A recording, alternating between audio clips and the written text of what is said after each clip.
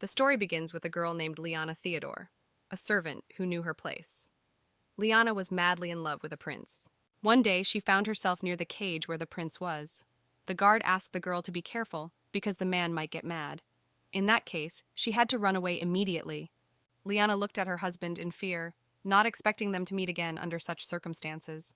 The prince's body was bound so tightly that he could barely move. The one the entire empire loved and hated, and with whom, as a maid, Lyanna was desperately in love.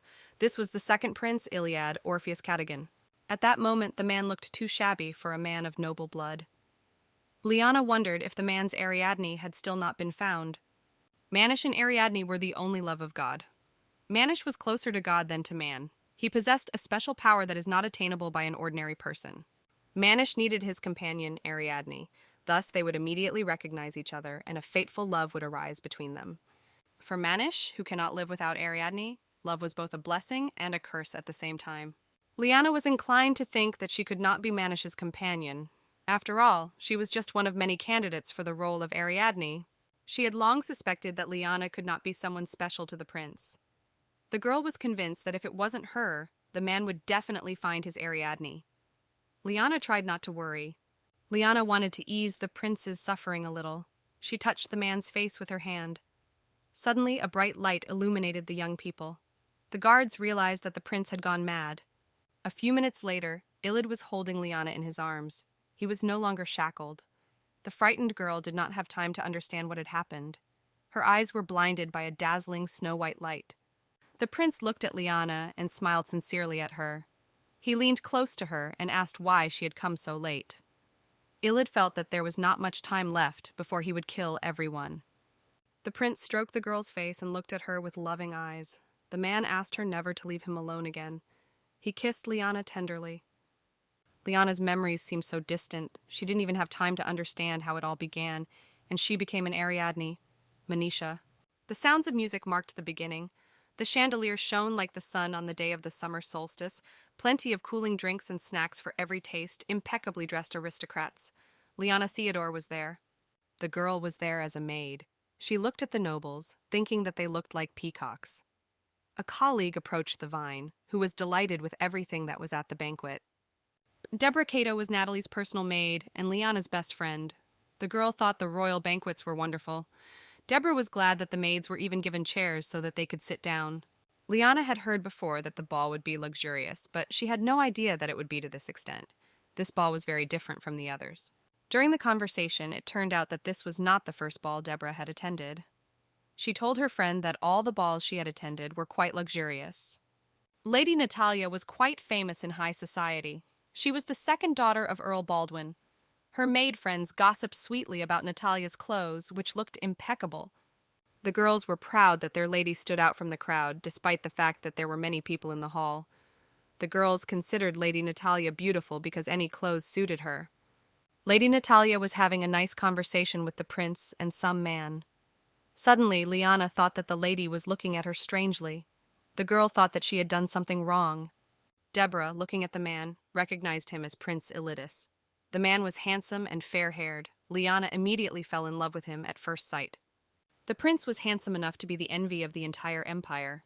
It was rumored that the man had made many women cry with his appearance. Lyanna couldn't take her eyes off the prince. It was the first time in her life that the girl felt something like this. Lyanna had never been so picky about men's looks before. Deborah thought the prince and their lady Natalia looked very harmonious together. It also occurred to the girl that the second prince had taken an interest in Lady Natalia. The second prince's bright platinum hair resembled sunlight, and Lady Natalie's hair was like expensive wine. The young people looked like they had come from a picture, as if the most beautiful peacock had found its mate. While Lyanna was lost in her worthless thoughts, the second prince was watching her intently. The girl was embarrassed because the prince began to glance in her direction. The moment Lyanna and Iliad met, the girl's heart began to beat very fast. The man's eyes were like blue glass beads. Deborah was surprised, but she did not understand why the prince kept looking in their direction. For a moment, Lyanna thought that all the windows in the hall had suddenly opened. The girl did not understand where the wind was blowing so strongly from, but she could not explain the strange feeling. Lyanna's feelings were like a sign, but she didn't know it at the time. It was getting dark outside and the maids came out. Deborah thought their faces were dirty.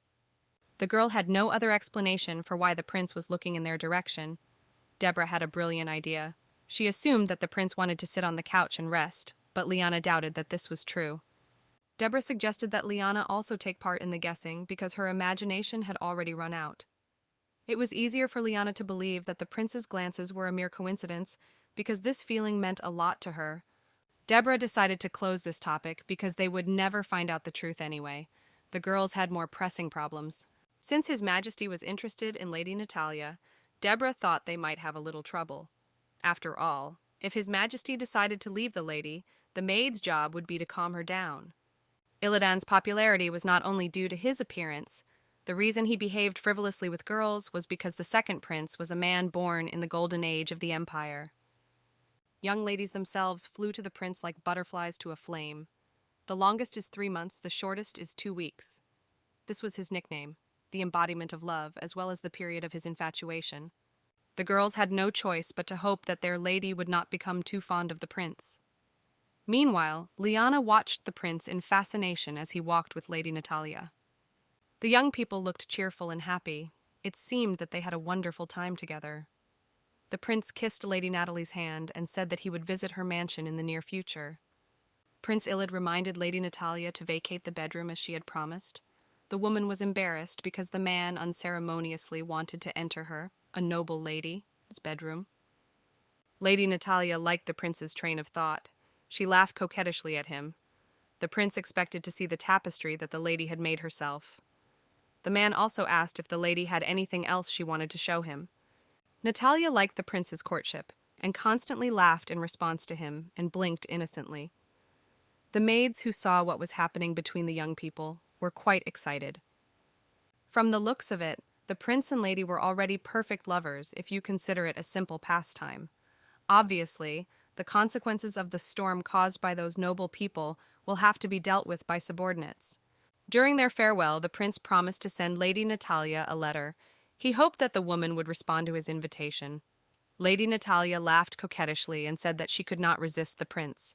Iliad gently and carefully took Natalia's hand and said that she had every right to refuse His Majesty's request. The man looked sincerely at the lady and hoped that her heart would make a choice not because of pressure, but because of true feeling. Lyanna heard everything the man said. She wondered if all women were so unscrupulous, although the girl had no idea if anyone could resist the man's temptation, because he was still so handsome. The maids were sitting in the carriage waiting for Lady Natalia. Suddenly, the figure of the prince appeared in the window, gazing intently at Lyanna with his seductive gaze. The girl looked away in surprise. She didn't want Lady Natalia to see it. The man waved goodbye to the lady, and the carriage set off. Lyanna could not understand how Iliad could shine so brightly with his face. But at that moment the girl barely looked away from him, although it was very difficult. Suddenly Lyanna's thoughts were interrupted by the lady. The lady was pleased that the prince had praised her dress, and he also said that the woman had a very competent maid.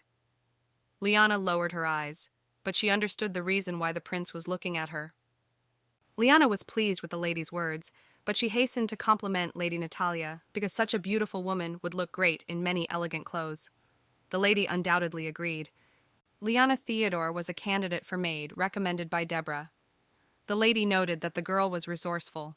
The woman was convinced that Lyanna would be obedient and work in a way that would please her. After weighing all the pros and cons, Natalia decided to keep Lyanna as her maid. But first, she wanted to see how resourceful the girl was. The lady said that she and Lyanna were the daughters of ordinary women. But unlike Lyanna, Natalia lived a completely different life simply because she had a different father. Natalia Baldwin was only half an aristocrat. Her biological mother had taken the place of countess solely because of her beauty. Natalia inherited 2 things from her mother. The first is her dazzling appearance, and the second is her lowly origin. Knowing her weakness better than anyone else, Natalia always asked this question before choosing a new maid. You could say that the answer to this question was decisive. Lyanna understood that she would either be kicked out or promoted to personal maid. She gathered her thoughts and had no room for error. Lyanna looked up and said that she didn't think so, because a lady is a lady and she is she. The previous maid had the same answer. Natalia expected to hear something more original. Suddenly, Lyanna added that she was happy with what she had. She understood that the lady might not understand her. but she was happy with the life she was living. Lyanna didn't want much, just to feed her niece to the brim and go to sleep in a warm bed with her. The girl didn't want to compare herself with other people, and thereby destroy the happiness she already had. Lyanna firmly and resolutely said that she was not going to do such a foolish thing. Lady Natalia appreciated the girl's answer, but remembered that her niece was 8 years old. There was silence in the carriage for a few minutes. Then the lady looked at Lyanna and told her to come to her room the next day. In the evening, Lyanna went to her niece. The girl was not yet asleep at that time, but was glad to see her aunt. Lyanna's niece was called Phoebe Theodore. The girl was a very sweet and inquisitive child. Lyanna gently grabbed the child by the cheek and asked why she hadn't gone to bed yet. The girl didn't want the child to read in the dark, but the book turned out to be so interesting that the girl was ready to read it at dusk. The girl wanted to surprise her aunt when she finished reading the book, so she studied. Lyanna did not understand what the child had been doing all this time. The book turned out to be an aristocratic primer. Lyanna wondered if the girl could read what was written there. Phoebe frankly told her that the book had been thrown into the incinerator and she had picked it up and studied it. It occurred to the girl that the book belonged to Angelica. The child concluded that if Angelica threw the book away, it meant that she didn't like studying at all. Phoebe thought it was a very easy text, and she was extremely surprised why Angelica had difficulty. Lyanna realized that Phoebe had mastered the book with ease. Lyanna knew, of course, that her niece was smart, but she was afraid of Angelica's reaction. She understood that Phoebe could not study like an aristocrat, because this book was only for wealthy people. Lyanna was sure that Angelica could take out her anger on the girl. The child was now in danger. Lyanna went to Phoebe and knelt in front of her. Lyanna held out her little finger to her niece, wanting the child to promise her something. The girl also praised Phoebe for being so smart. Lyanna was sincerely proud of her niece, but not everything was that simple. Lyanna insisted that Phoebe never say that she knew the language of the aristocrats, especially not in front of Angelica. The child was surprised. Lyanna explained to the girl that Angelica might envy her. The child listened to her aunt and promised to restrain herself because she considered herself smarter. Little Phoebe and Lyanna touched each other's little fingers. Aunt decided that it was time for her niece to go to bed, but Phoebe wanted to read a book before going to sleep. It was a beautiful, clear morning. Lyanna and Deborah were talking pleasantly. Deborah was joking about her friend because she was very happy about her new position. Suddenly, from behind Deborah, Angelica Baldwin, the eldest daughter of the Baldwin family, appeared. Angelica didn't like the behavior of the maid Deborah, so she hit her in the face with all her strength. Deborah fell to her knees. The girl was in a lot of pain. Angelica began to reproach the maid for having served a simpleton. The lady emphasized that the girl did not know how to behave herself at all. Frightened, Deborah, with a trembling voice, asked for forgiveness and admitted that her behavior had been too rash. Lyanna sadly watched the situation. None of the maids could even open their mouths. That was what it meant to be a servant to a low-born aristocrat. The girls had to act as if they didn't exist, as if they were invisible, and not to stand out in any way. Even if a close colleague was being criticized by a lady, one could only watch in silence. It was a privilege that only those in power could enjoy. Angelica turned her gaze to Lyanna, wondering if the girl was the new servant chosen by Lady Natalia. Lyanna nodded silently. The lady took the girl by the chin and examined her. It occurred to Angelica that Lyanna was quite pretty, so the woman, without hesitation, said that Natalia had chosen her in order to use her body when needed. Lyanna, lowering her eyes, wanted to say something to Lady Angelica, but she immediately interrupted her. She categorically did not want the maid to call Natalia lady because she was a simpleton. Angelica proudly said that Natalia was the daughter of a woman who had become a countess in exchange for her body. Lyanna lowered her head and quietly said that she was Natalia Baldwin's maid. Angelica looked down on the maid in silence. Lyanna said that since she was Lady Natalia's personal maid, her ears did not belong to her alone. Lyanna asked permission to convey to Lady Natalia all of Lady Angelica's words. Lady Angelica was furious at what she heard, for she had not expected a maid to dare to ask her such a question. Lyanna was sorry if her words had sounded too rude. As Lady Natalia's personal maid and the maid of this estate, Lyanna decided to first ask Lady Angelica's opinion so as not to cause unnecessary trouble. Angelica, listening to the maid's words, bit her lip. The woman turned to her maid, Mary, and asked her to bring the whip that her father had recently purchased. Another maid with whom Lady Angelica had come tried to gently object to her. Angelica became angry, and once again ordered a whip to be brought immediately. The frightened maid Mary immediately went for the whip. It occurred to Angelica that Natalia's heart would be broken because the maid she had chosen the day before would suddenly disappear. Angelica believed that by relying only on her face, the maid was able to get what she wanted, just like Natalia. Suddenly, Lady Natalia quietly approached and stood behind Angelica. Natalia called Angelica, smiled at her, and turned to her. Natalia said that she had assigned one task to her maids, but since the girls had been gone for a long time, she became curious about what had happened. Lady Natalia did not expect Lady Angelica to beat her maids at all. Angelica sharply exclaimed that it was not without reason, and she was simply teaching Natalia's maids who did not know the basics. Lady Natalia did not like the fact that her sister believed that physical violence was the best way to teach. Angelica suggested that Natalia teach her servants proper behavior in a timely manner. A scuffle broke out between the two ladies. From the outside, it looked like Angelica clearly disliked Natalia and was doing everything she could to outdo her. The ladies turned to the topic of their mothers, and their discussion stubbornly continued. Angelica was convinced that Natalia was ashamed of her mother because she had behaved very vulgarly at one time. Angelica believed that Natalia had almost run away from her mother. Despite her sister's reprimands, Natalia tried to twist her words and said that she was very grateful to her mother for everything. It was a painful topic for both ladies. A lady once said that it was certainly immediately apparent that Lady Angelica and Lady Natalia had different mothers. Angelica was proud of her mother because, unlike her sister's mother, she had a great history. Angelica was absolutely certain that she and her sister were completely different from each other. Angelica confirmed her sister's words and noted that they were especially different in their mental abilities. Lady Natalia knew her strengths well, as her sister was far behind her in her studies. The lady reproached her sister for not even knowing the basics of the spelling of the royal e-tail language. Lady Natalia, despite the maids standing nearby, said that if she were her sister, she would at least try to learn something out of shame. Natalia did not see anything difficult in studying and considered her sister quite stupid. Angelica, unable to contain her anger, turned around and left, shouting that her sister was behaving like a child. Angelica wanted to take revenge on her sister for humiliating her so much. Lyanna breathed a sigh of relief that Lady Natalia had arrived just in time. The morning incident was over. Deborah had to apply for a short leave of absence on Lady Natalia's recommendation.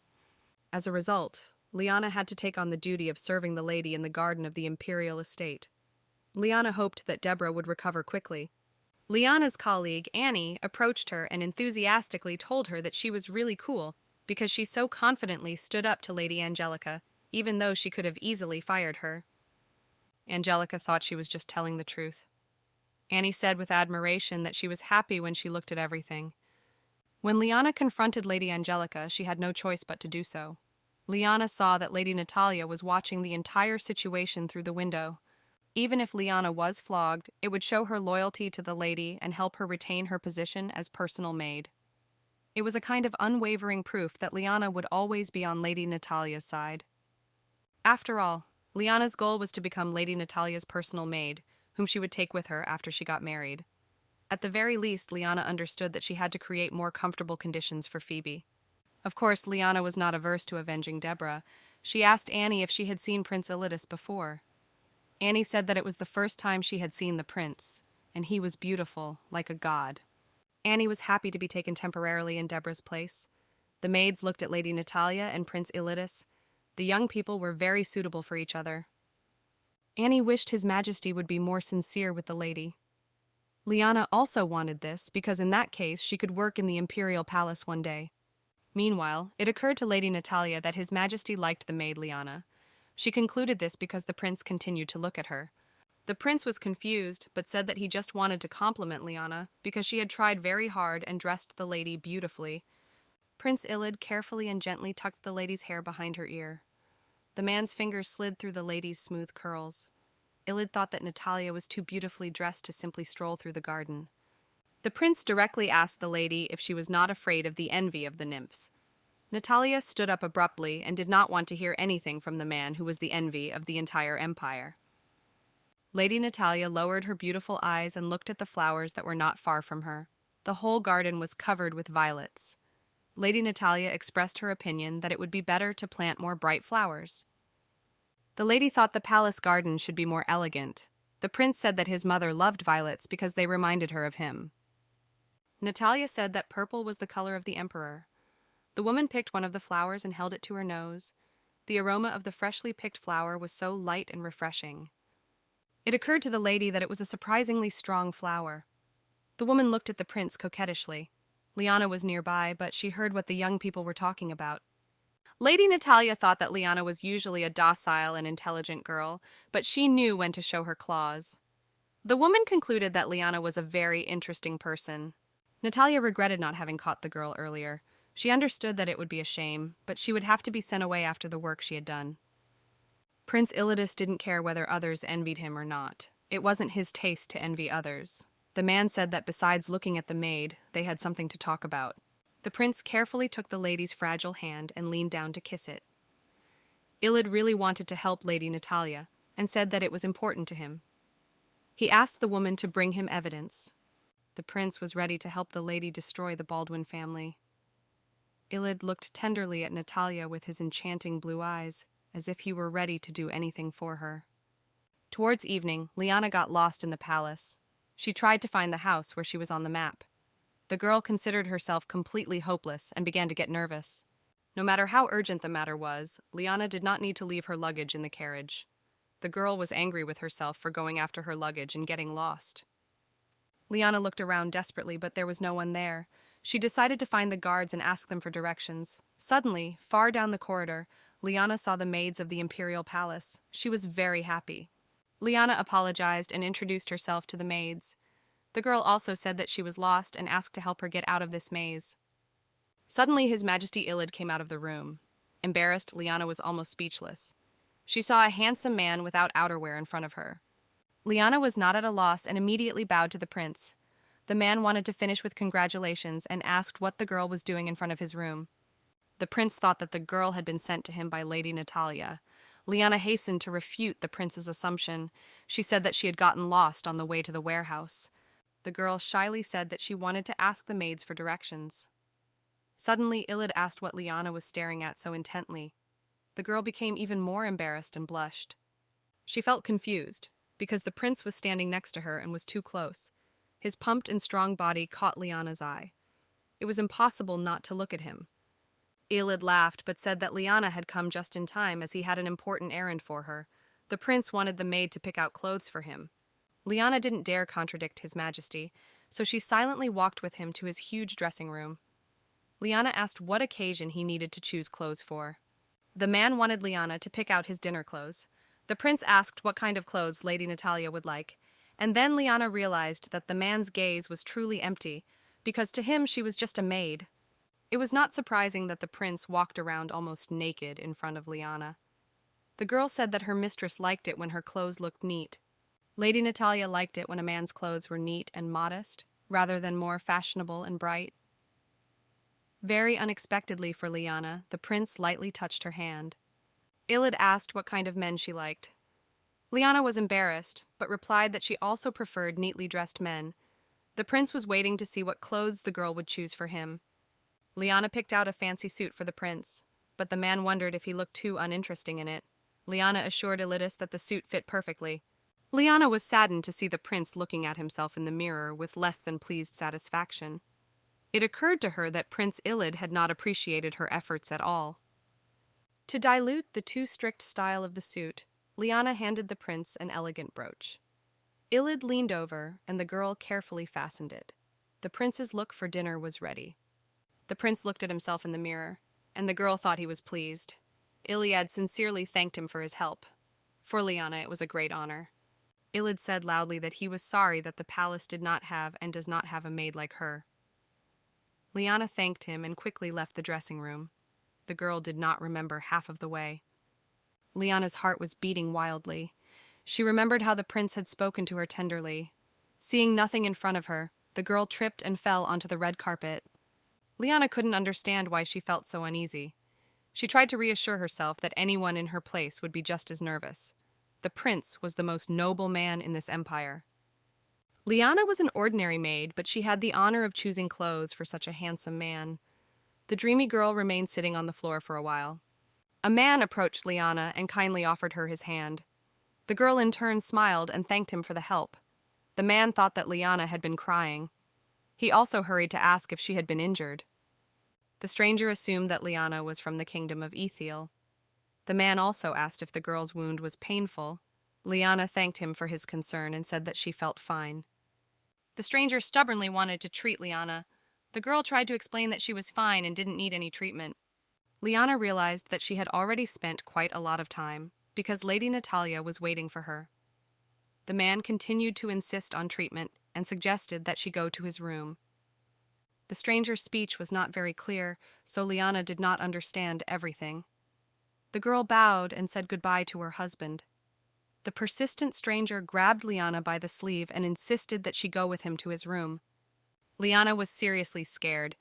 In the kingdom of Itael, it might have been normal to go into the room of a man you met for the first time, but in the Empire, it was not. Lyanna was completely confused by the man's words. He spoke so incomprehensibly that the girl could not understand what he really wanted from her. Lyanna glared at the man and explained that he was in Cadogan. She also advised him to study the culture of the Empire and then talk nonsense. Lyanna turned and left. She didn't understand what was the point of a man's beauty if he had no concept of chastity. The stranger stared after Lyanna for a long time, saying something like, "room," and that he didn't know anything.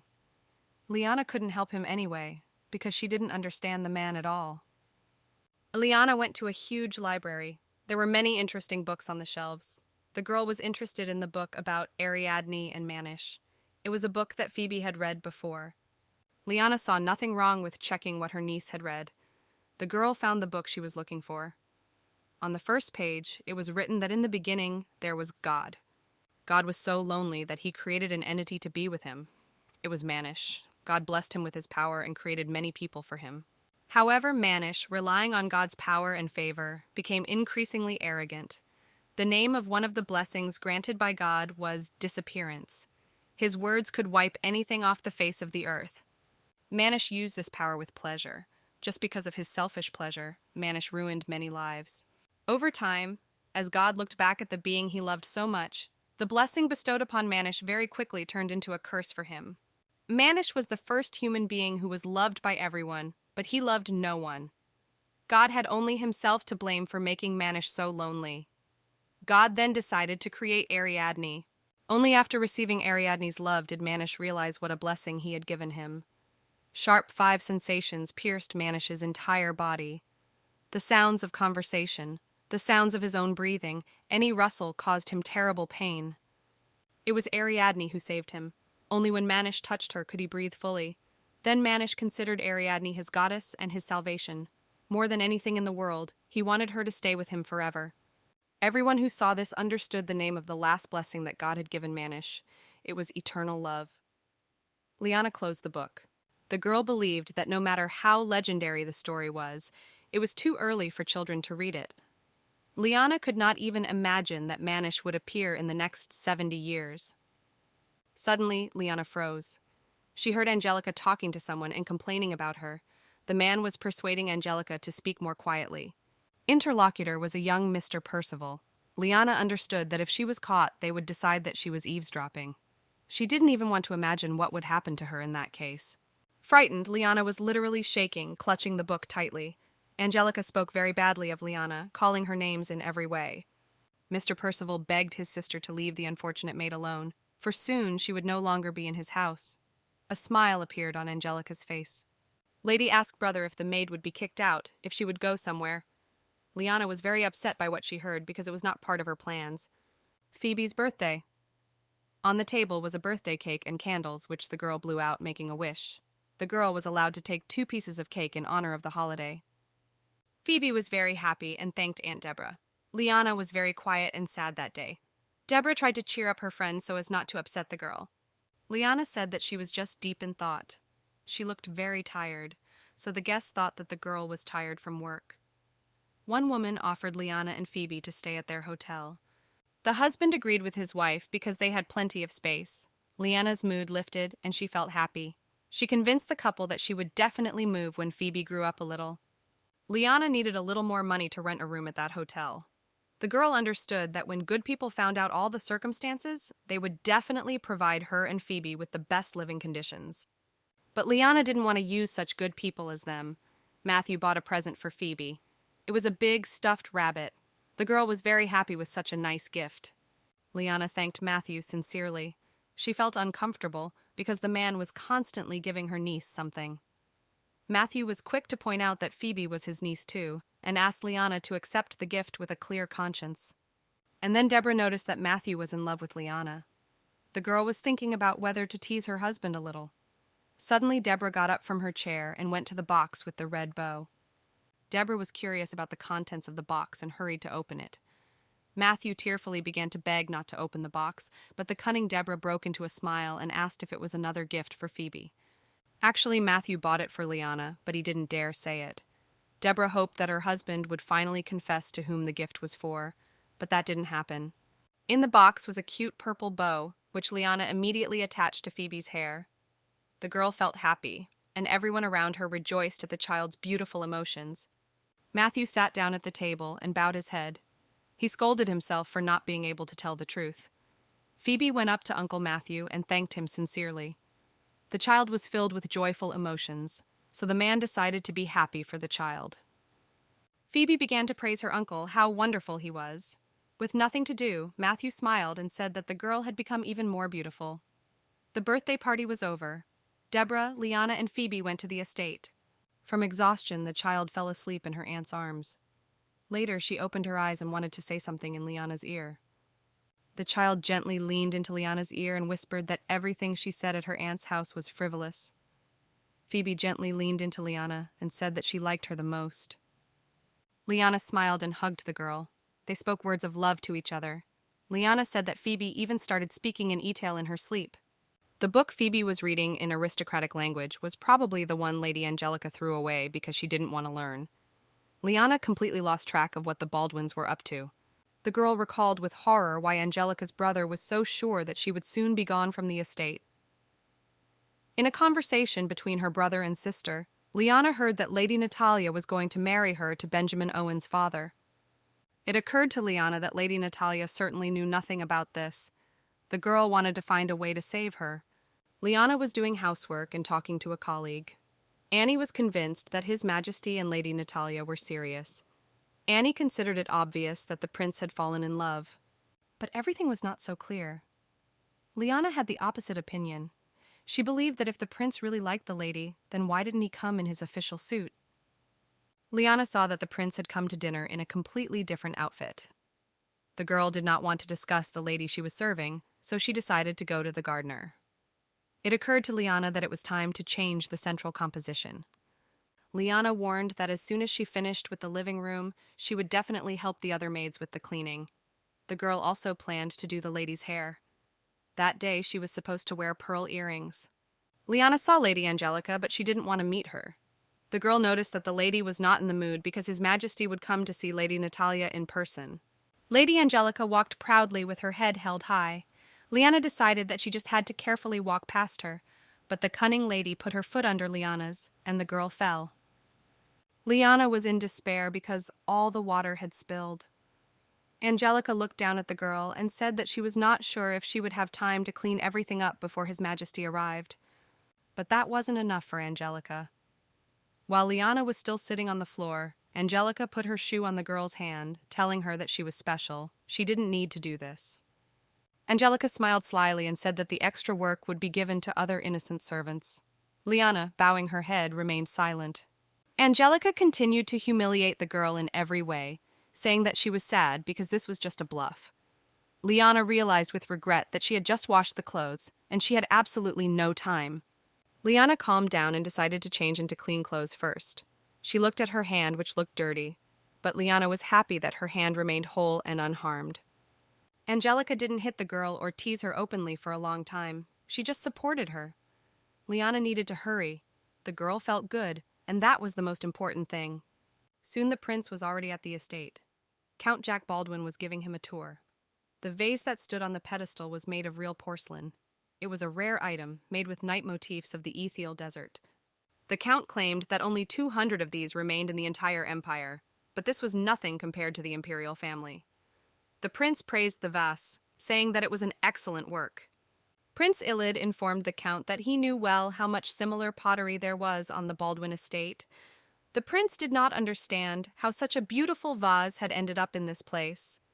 The prince smiled and asked if there were any other works of art in the house that he shouldn't know about. The bewildered count assured the prince that there was nothing else. Suddenly, Lady Natalia entered the living room. She was wearing a revealing dress. The lady said that she had not been expecting the prince because she did not think he would actually come. Iliad smiled and said that he had always kept his word. Lady Natalia also kept her word. She approached the prince and hugged him. Behind her back she held a roll of paper which she handed to Iliad. This was evidence. The lady gave the paper to the prince so that he could see for himself. Then the young people went to the sofa where Iliad lit his cigarette. With interest he unfolded the paper and began to peer into it. After studying the sketch, the prince realized that hallucinogenic substances were being smuggled out of Athila, and the Marquis Owen continued on this path. The prince saw evidence of the Marquis Owen's betrayal, but not Baldwin's. Lady Natalia, enjoying the fragrant tea, told him that not so long ago a deal had been made between the two families. Prince Iliad had heard about it for the first time, so he wanted to know all the details. Baldwin family had signed an exclusive contract with a trading company run by Marquis Owen. Natalia explained that when the contract came into effect, it would be proof of their involvement in the smuggling. The prince thought for a moment, but it occurred to him that if he were in the Marquis' place, he would choose a better option than the Baldwins. Although it didn't matter, since both families would be destroyed. The prince asked Natalia to double-check everything, as plans could change at any time. The lady couldn't wait for her long-cherished wish to finally come true. Natalia noticed that the washerwomen were quite busy, carrying things here and there. It was still too early to change the bed linen, and the lady did not understand what was the matter. Iliad thought highly of himself, so he decided that the reason was that he had visited the estate. The prince stood up, saying that it would be a good idea to correct the maid's expectations. Facing the lady, the prince leaned over and pushed aside the still warm cup of tea. He then lifted it up and poured it onto the sofa. Meanwhile, Lyanna didn't know what to do. First wipe her lady or get some water in the bathroom. The girl was quite nervous since it was her first time doing this. Lyanna was scared by the call. The girl decided to take a bath first. On the way, Lyanna met a prince who recognized her immediately. The girl had no idea what the prince was doing in the bathroom. Prince Iliad usually went to the exclusive maid's house. Lyanna greeted the prince and bowed to him. Iliad wanted to wash his hands, so he waited for the maid to pour water. The prince was surprised that the maid had found the right room in the imperial palace and not gotten lost. Lyanna explained that a court lady had kindly told her. Iliad washed his hands and Lyanna handed him a towel. He wondered if the exclusive maid was supposed to clean. He thought it was strange. The prince asked Lyanna to take care of Natalia. Suddenly, Lyanna felt very ashamed. When her husband left, she covered her face with a towel. Later, Lady Natalia was sitting in an armchair in front of a large mirror. Lyanna was tidying her up. She did the lady's hair and put on earrings. Natalia thought. She didn't know why the prince had spilled milk tea on the sofa. Lady Natalia felt uncomfortable because the prince, pouring the tea, said that they had stained all the clothes, but the sheets remained clean. Iliad then laughed and said that no one would taste anything. Even if it was offensive, this attitude was better than the previous one, as the young people decided not to rush into real evidence. Lyanna turned to Lady Natalia and wanted to tell her something. The lady looked intently at the maid. The girl said that when she went to the library for the holiday, she accidentally overheard a conversation between a young gentleman and a madam. Lyanna admitted that it was wrong and rude, but she couldn't just walk away because it concerned Lady Natalia. The woman wanted to know what had happened. According to Lyanna, Marquis Arnold Owen wanted to marry Lady Natalia. The woman had previously heard that the Marquis Owen's family had a strong hold on the jewelry business, so the madam wanted to take over everything in this way. Natalia also knew that they wanted to marry her off. It was not just a business deal. It was just the result of selling the lady. The woman appreciated the maid's diligence and honesty and praised her for her good work. Lyanna said with restraint that she had fulfilled her duty. Lady Natalia wanted to hear what Lyanna would do if she were in her place. The girl, without hesitation, replied that she would make an alliance with the second son of the Marquis Owen. Lady Natalia thought for a moment. Lyanna told her that the man's name was Benjamin Owen. The woman was amazed at her maid's knowledge and asked how she knew the name of the Marquis's second son. Lyanna honestly said that she knew about it from Lady Angelica. Lady Natalia wanted to hear the answer to another question.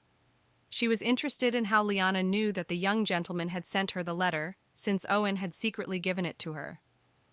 Lyanna was confused because she knew nothing about the letter. The lady was surprised because the maid did not know about it, and herself gave the advice to conclude an alliance. It occurred to the girl that the husband would not be interested in it. As soon as Lyanna heard the Marquise's name, Madame said Benjamin's name. The young people in the library were talking about the Marquise's second son, so Lyanna said so. It was noticeable that young Mr. Benjamin was showing interest in the lady. Based on the assumption that the man was in love with Lady Natalia, Lyanna thought it would be a good idea to declare an official relationship with him. In that case, the Marquis would not be able to marry the woman who had been declared his son's mistress. This was Lyanna's personal opinion, and everything depended entirely on the lady's choice. Lady Natalia liked the maid's suggestion. She had a contract with His Majesty, but she decided that she could change her mind at any moment. The woman was glad that her maid had been so resourceful. The lady finally decided that Lyanna should not be let go, because she was a treasure. Natalia stood up and called Lyanna after her. The woman winked at the maid and told her to look forward to this month's salary. It occurred to Lyanna that she would be able to find a room much sooner than she had expected. The girl was glad to tell the lady everything. It was not for the money, but for the sake of Lady Natalia. Everyone gathered in front of the estate. Lyanna and Deborah were to go separately, and they were glad of it because they had a chance to talk a lot. Lyanna was sure that Lady Natalia and the prince would have a good time together. The lady got into the carriage. She looked out the window and waved to her maid. Lyanna came closer, asking what had happened. Natalia suggested that they take the imperial carriage. Lady Natalia wanted to ride alongside Lyanna. It was a great honor for the girl. She happily agreed. To get closer to Benjamin Owen, it was necessary to confirm that the relationship with His Majesty Iliad was not serious. This was easier to do by demonstrating that they were not alone. The imperial carriage was too luxurious for an ordinary maid. Lyanna entered with delight. She had never ridden in such a beautiful and spacious carriage before. Lyanna greeted the prince politely and the carriage set off. For the first time, the prince saw a maid not in a maid's uniform. Lyanna admitted that she had chosen her own clothes. The girl also did not understand why the prince was talking to her, and not to the lady. Lady was not usually the kind of woman who would get angry for talking to her lover, but that was just Lyanna's guess. The prince asked the girl if she still wanted to work in the palace. Lyanna said in a calm and confident tone that she would like to continue working as a maid for Lady Natalia, and asked the prince for forgiveness. Lyanna constantly reminded herself that she needed to behave with dignity and etiquette. Unexpectedly, Lady Natalia told the girl that this was a wonderful opportunity for her. The prince smiled and said convincingly that it was much better to be a maid for the Baldwins, but Lyanna looked scared and the young people noticed it. The prince joked that if anyone overheard their conversation, they would think he was threatening the maid with his status. The lady laughed too. Natalia assumed that she looked like an angry woman who would scold Lyanna for discussing something with His Majesty. Lyanna tried to keep herself in check and not worry because the young people were just joking. Even if the prince and lady denied everything, for them it was nothing more than entertainment arranged for the maid. At such moments, Lyanna preferred to behave quietly. When the young people stopped joking, the lady said that a ceremony to establish diplomatic relations would soon take place, and the royal family of Ethiel would also be present. A fourth prince was also to be present. Prince Iliad could not remember his name. Lady Natalia assumed that, like all of the Ethiel family, his name would end in Zello. Natalia was surprised that Iliad had forgotten the name of the prince he was supposed to meet. She found this quite strange. The prince took his duties lightly, as all the work was done by his brother. Iliad's role in this was not that great. The lady also shared her problem that she had difficulty remembering people's names. The prince easily explained that he still didn't know the names of his maids, who had worked for him for over 10 years. The man burst into laughter. He could barely say that he called them all Annas. It occurred to Natalia that the prince was quite resourceful. It was really hard to remember the name of each maid. Lady Natalia suggested that the prince make a bet with her on the name of her maid. Lyanna looked at Lady Natalia with curiosity. The lady wanted to announce the name of her maid and ask the prince again exactly in a month. The prince was curious to know what the bet would be. The lady did not want any bets, saying she would forget about them herself. Natalia added that the name Anna was not accepted. The argument was started. Iliad was impatiently waiting for the name he would need to remember. The maid quietly said that she was Lyanna Theodore. The prince repeated her name to remember it exactly. Iliad considered it a good thing because this maid had been so difficult to get to know, and her name turned out to be quite easy. In the evening, Lyanna felt a dull pain in her leg. Taking off her new shoes, she was horrified to see how they rubbed her. The girl had specially put on the new shoes so that they would match her image. It was only a wound, but it hurt a little. The girl remembered riding in a carriage with the prince. It was normal for a lord to forget the name of a servant. There was no urgent need for this, so the nobles did not think about such things. On the other hand, a servant had no right to forget his master's name. This double standard was quite absurd. In a place where names were unimportant, they were not worth remembering. Lyanna bandaged her leg. She was upset because it was noticeable. She also had to bend her shoe. Lyanna tried to calm herself because it was unlikely that anyone would think of looking under a maid's skirt. Lyanna went outside. It was already getting dark. The girl saw the man with whom she had not had a conversation before. She could not believe that they would meet again. Lyanna thought it would be better to walk past him. The man, recognizing Lyanna, greeted her politely. The girl believed that the stranger might pursue her if she ignored him. Lyanna barely forced herself to greet the man in return. The stranger got up from the bench and walked towards Lyanna. He came too close, and the girl was embarrassed. She put her hands in front of her to stop him in time. The girl's shoe accidentally flew off her foot, and her bare foot slipped on the pebbles. The stranger managed to catch Lyanna by the hand, and he also grabbed her by the waist, pressing her tightly to him. The young people's eyes met. They looked at each other worriedly. Lyanna quickly recovered and put on her lost shoes. The girl was grateful to the stranger for saving her. If she had fallen on the rocks, she would have been injured. It was even worse than falling into the water. Lyanna sincerely thanked the man and asked how she could repay him. The stranger pointed to the girl's hand. There was a wound on Lyanna's hand that had remained from the moment when Madame had caught her. The man thought that he had hurt the girl's hand, and he apologized. Lyanna said that she was a maid.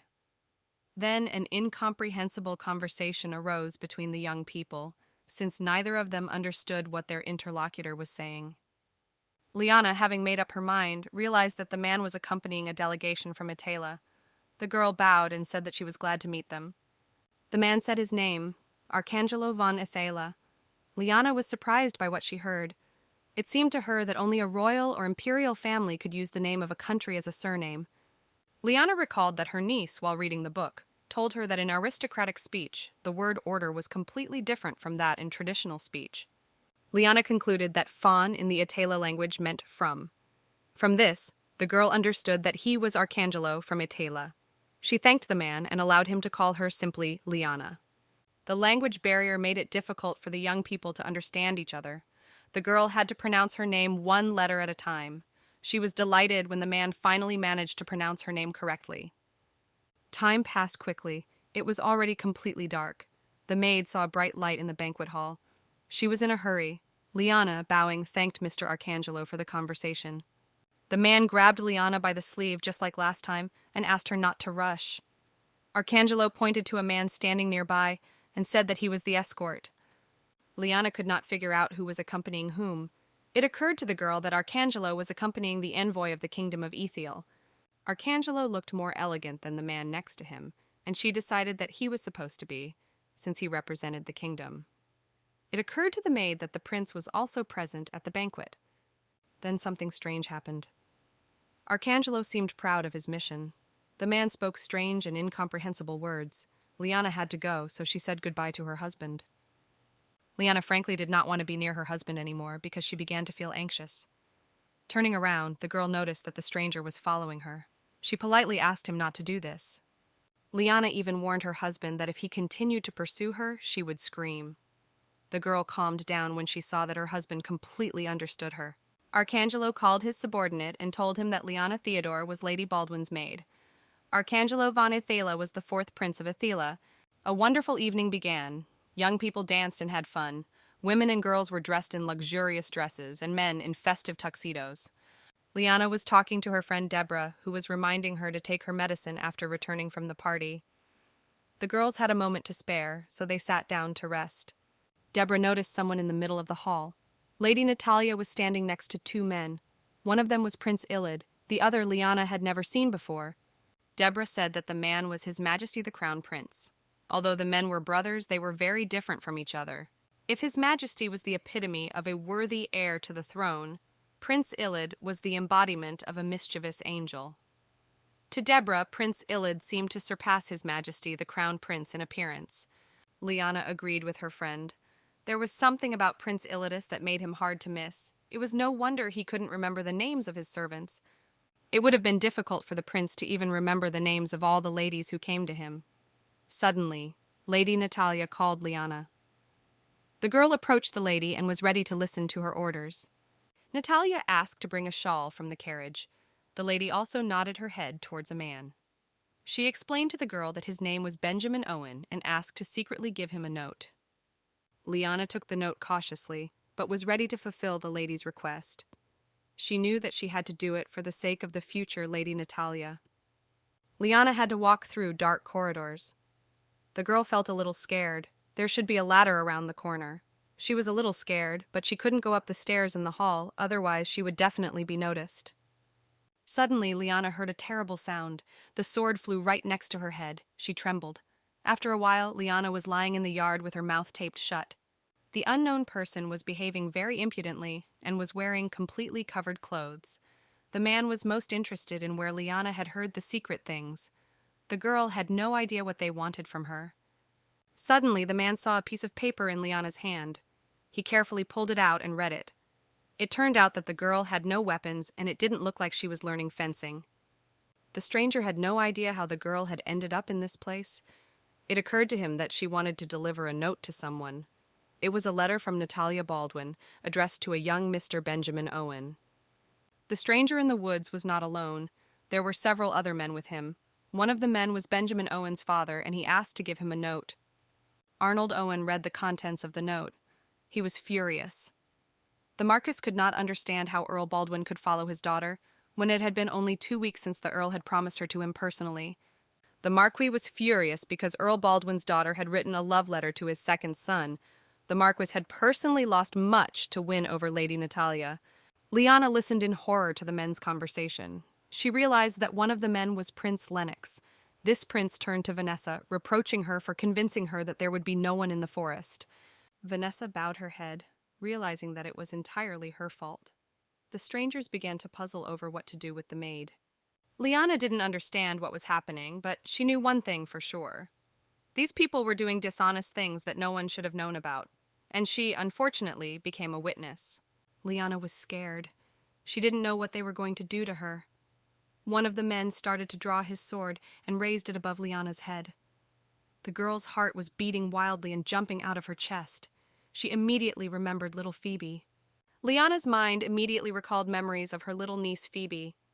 Lyanna was the only one who had replaced her as a mother and had taken care of her in every way. The girl understood with horror that the girl would have a hard time surviving such grief if she were killed. The man swung with all his might, and Lyanna realized that she was doomed. She began to cry and beg not to kill her. The girl even began to pray to the Lord God to spare her life. Lyanna held her breath as she heard someone's voice. It was Prince Iliad, who had appeared out of nowhere. He bravely stood up for the girl, threatening the men. Prince Iliad and everyone around him were covered in blood. The prince approached his brother and asked him not to take the wrong path. Lyanna was still kneeling on the ground, tied up. Iliad asked his brother not to look at him like that. He was sure that if anyone saw them, they would think that he was the one who had tried to commit murder. The man thought that Iliad was following him, but the prince denied his brother's words, for he was too morally upright for such things. As it turned out, Lyanna Theodore, the maid of Prince Iliad's beloved, disappeared into the darkness and did not return for a long time. The prince became curious about where the girl had gone, and he went to check. Iliad initially thought the maid had joined some private party. It occurred to Prince Lennox that his brother clearly cared about the maid. Iliad laughed and said that he was a very sensitive partner who cared about his beloved's subordinates. Iliad also said that he was a very generous brother who turned a blind eye to his brother's bad deeds. Lennox tried to convince his brother that he didn't understand anything at all, that he was simply talking to the Marquis Owen about their trade relations, and that they were just trying to scare the maid. Iliad found his brother's intentions strange. He was actually curious as to why the men decided to discuss trade matters in the backyard, when they could have done so while at a feast. Arnold Owen, interrupting the men's conversation, wanted to say something, but Lennox loudly announced that they would now meet in brighter places because anyone who saw them might misunderstand everything. Prince Lennox, in his excuse, said that he had found a secluded spot because of the hyena-like aristocrats who wanted to dig under the Marquis of Owen. Iliad warned his brother to be careful. Both brothers were tense. Iliad shouted that not everyone in that world was interested in the throne and asked his brother not to be so impatient. Lennox clenched his fists angrily, but without showing it, he thanked his brother and went to the banquet hall. After a while, everyone was inside. The men had not expected that His Majesty, the second prince, would appear during their conversation. The Marquis wiped his wet forehead with a handkerchief, but was glad that everything had ended well. The Marquis believed that any mistake could ruin everything for them. Lennox was sure that Iliad did not understand anything, because he was interested not in the throne but in his brother. The Marquis was surprisingly confused. The man's head almost exploded because Prince Lennox was ready to tear his brother to pieces. The Marquis was worried about Prince Lennox's behavior. Marquis Owen got involved in smuggling to make money. He didn't want to die in a battle between wild animals. The man wanted to end everything as soon as possible and get his lady Natalia. Meanwhile, Iliad helped Lyanna up and complimented her on her beautiful hands. The girl politely thanked him for his care, but didn't know how to repay her savior. The prince looked at Lyanna's hand and realized that she might have a scar. But Lyanna was glad that everything went relatively without injuries, because small scratches wouldn't prevent her from working. Iliad wondered who had grabbed the girl's wrist. It was an old wound unrelated to work, as Lyanna had told the prince. The ball was not just a place for aristocrats to have fun. Iliad asked Lyanna if she was truly grateful to him, not to tell anyone about what had happened, especially Lady Natalia. The man said that it was just money, and Lyanna's life was more important. From the prince's words, Lyanna realized that she might face various conflicts and troubles ahead. Lyanna raised her head and noticed that the man was reading a note from Lady Natalia, which she was supposed to deliver. The girl tried to take the piece of paper from the prince, shouting that it belonged to her. As he read the contents of the note, it occurred to Iliad that Lady Natalia had asked the maid to deliver the piece of paper to Benjamin Owen. The prince was right. Iliad was certain that the maid could not speak the language of Ethiel, for the note was written in that language. Lyanna knew one thing, that even if the young people's relationship did not last long, he shared a bed with a lady. Lyanna thought that it was not worth His Majesty knowing the contents of the note. But there was nothing she could do. The man had already begun to read it. He thought that Lyanna had come to this place to give the note to someone. Iliad warned the maid that Lady Natalia also needed to prepare for strange events. Lyanna thanked His Majesty. It seemed to her that the prince was angry, but at the time he was smiling. Prince Iliad reminded Lyanna once again that he was a generous lover. In Lyanna's opinion, this was rather disrespectful. Iliad pulled a handkerchief from his pocket and placed it on the girl's face where there was blood. Lyanna assured the prince that everything was fine and warned him that she had to get back to work. Iliad believed that maids had a hard job. The girl almost died, but despite everything, she stubbornly wanted to finish the job. Lyanna lowered her head but said that she still needed to finish her work. It was a task that she had to complete. Meanwhile, someone was watching the young people. Lyanna mentally begged the man to finish his chatter as soon as possible so she could leave. Iliad wondered if there was any other exit nearby. Lyanna had no answer to the prince's question. Suddenly, the young people heard someone's footsteps. They turned and saw Sharon, Neville, Iliad's senior assistant. Sharon asked His Majesty to warn him the next time the prince decided to do something. Sharon almost died of cardiac arrest. Sharon grumbled that she couldn't work in such conditions and threatened the prince with resignation. The man was even ready to return the prince's money. Sharon looked at Lyanna and said that the emergency ladder was on the left wall, in the center of the inner wall. Lyanna sincerely thanked her husband and hurried to the exit. The girl scolded herself for wearing uncomfortable shoes again. Suddenly, Prince Iliad called Lyanna and asked her to treat his wounds. Phoebe again, in case she didn't return one day. The girl was anxious to hear this.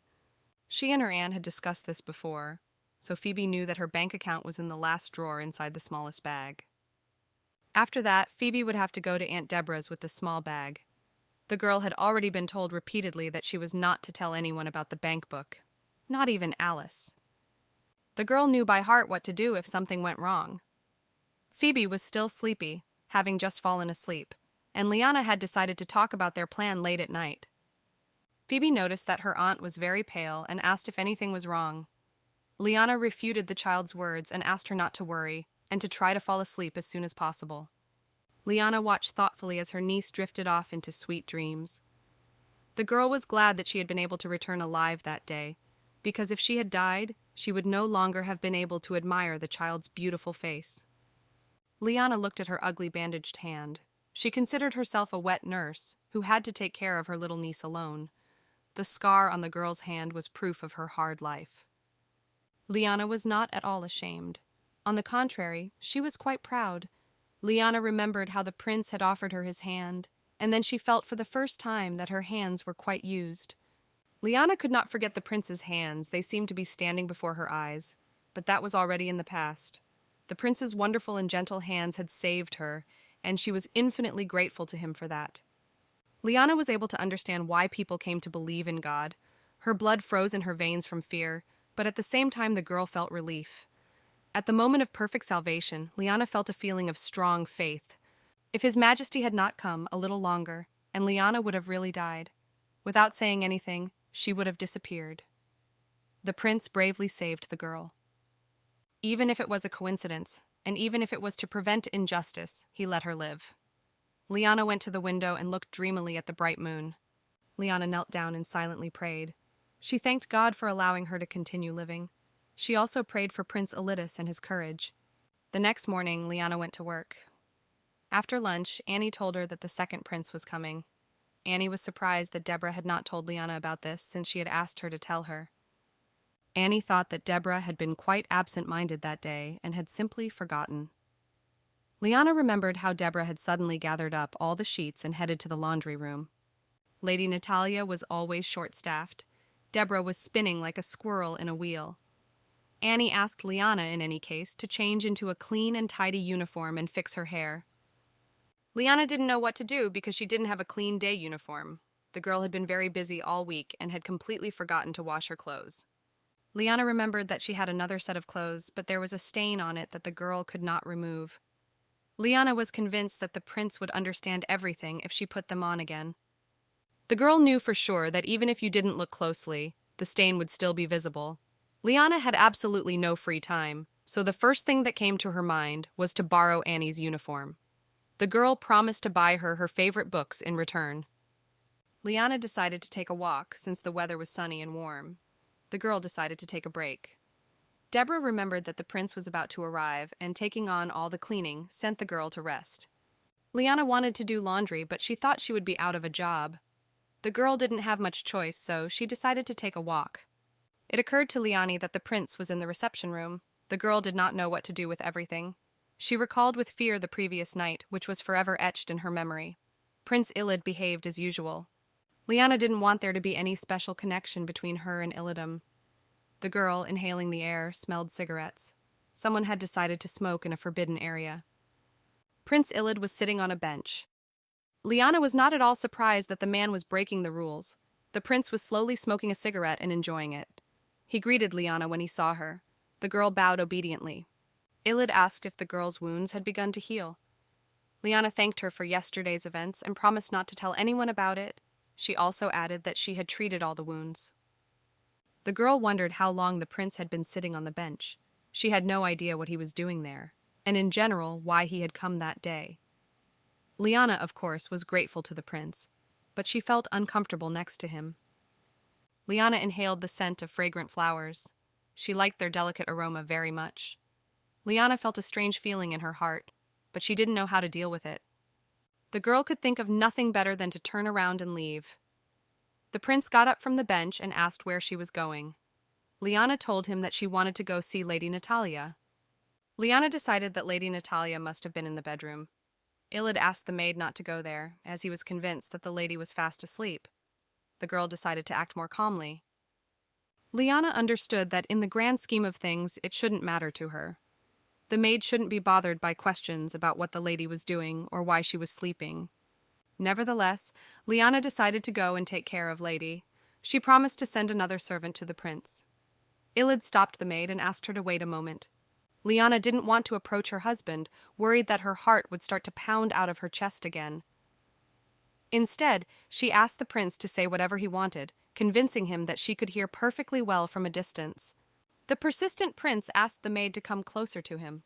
Lyanna took only a step. Iliad decided that the girl was joking but asked her to come closer to him again. Lyanna had no right to contradict the prince, so she had no choice but to listen to his request. The girl approached the prince. The man asked her to turn the other way. The girl felt as if the prince had gently hugged her around the waist. Goosebumps ran down Lyanna's body. She was frightened and asked the prince what he was doing. Iliad gratefully. Having finished tying the bow, the prince invited the girl to leave, because she had long been dying to go to her lady. The prince complimented Lyanna, saying that the color pink suited her. Lyanna didn't understand what was going on, because there was no pink color on her clothes at all. This remained a mystery to the girl. Lyanna immediately went to her room. Little Phoebe was sitting at the table reading an interesting book.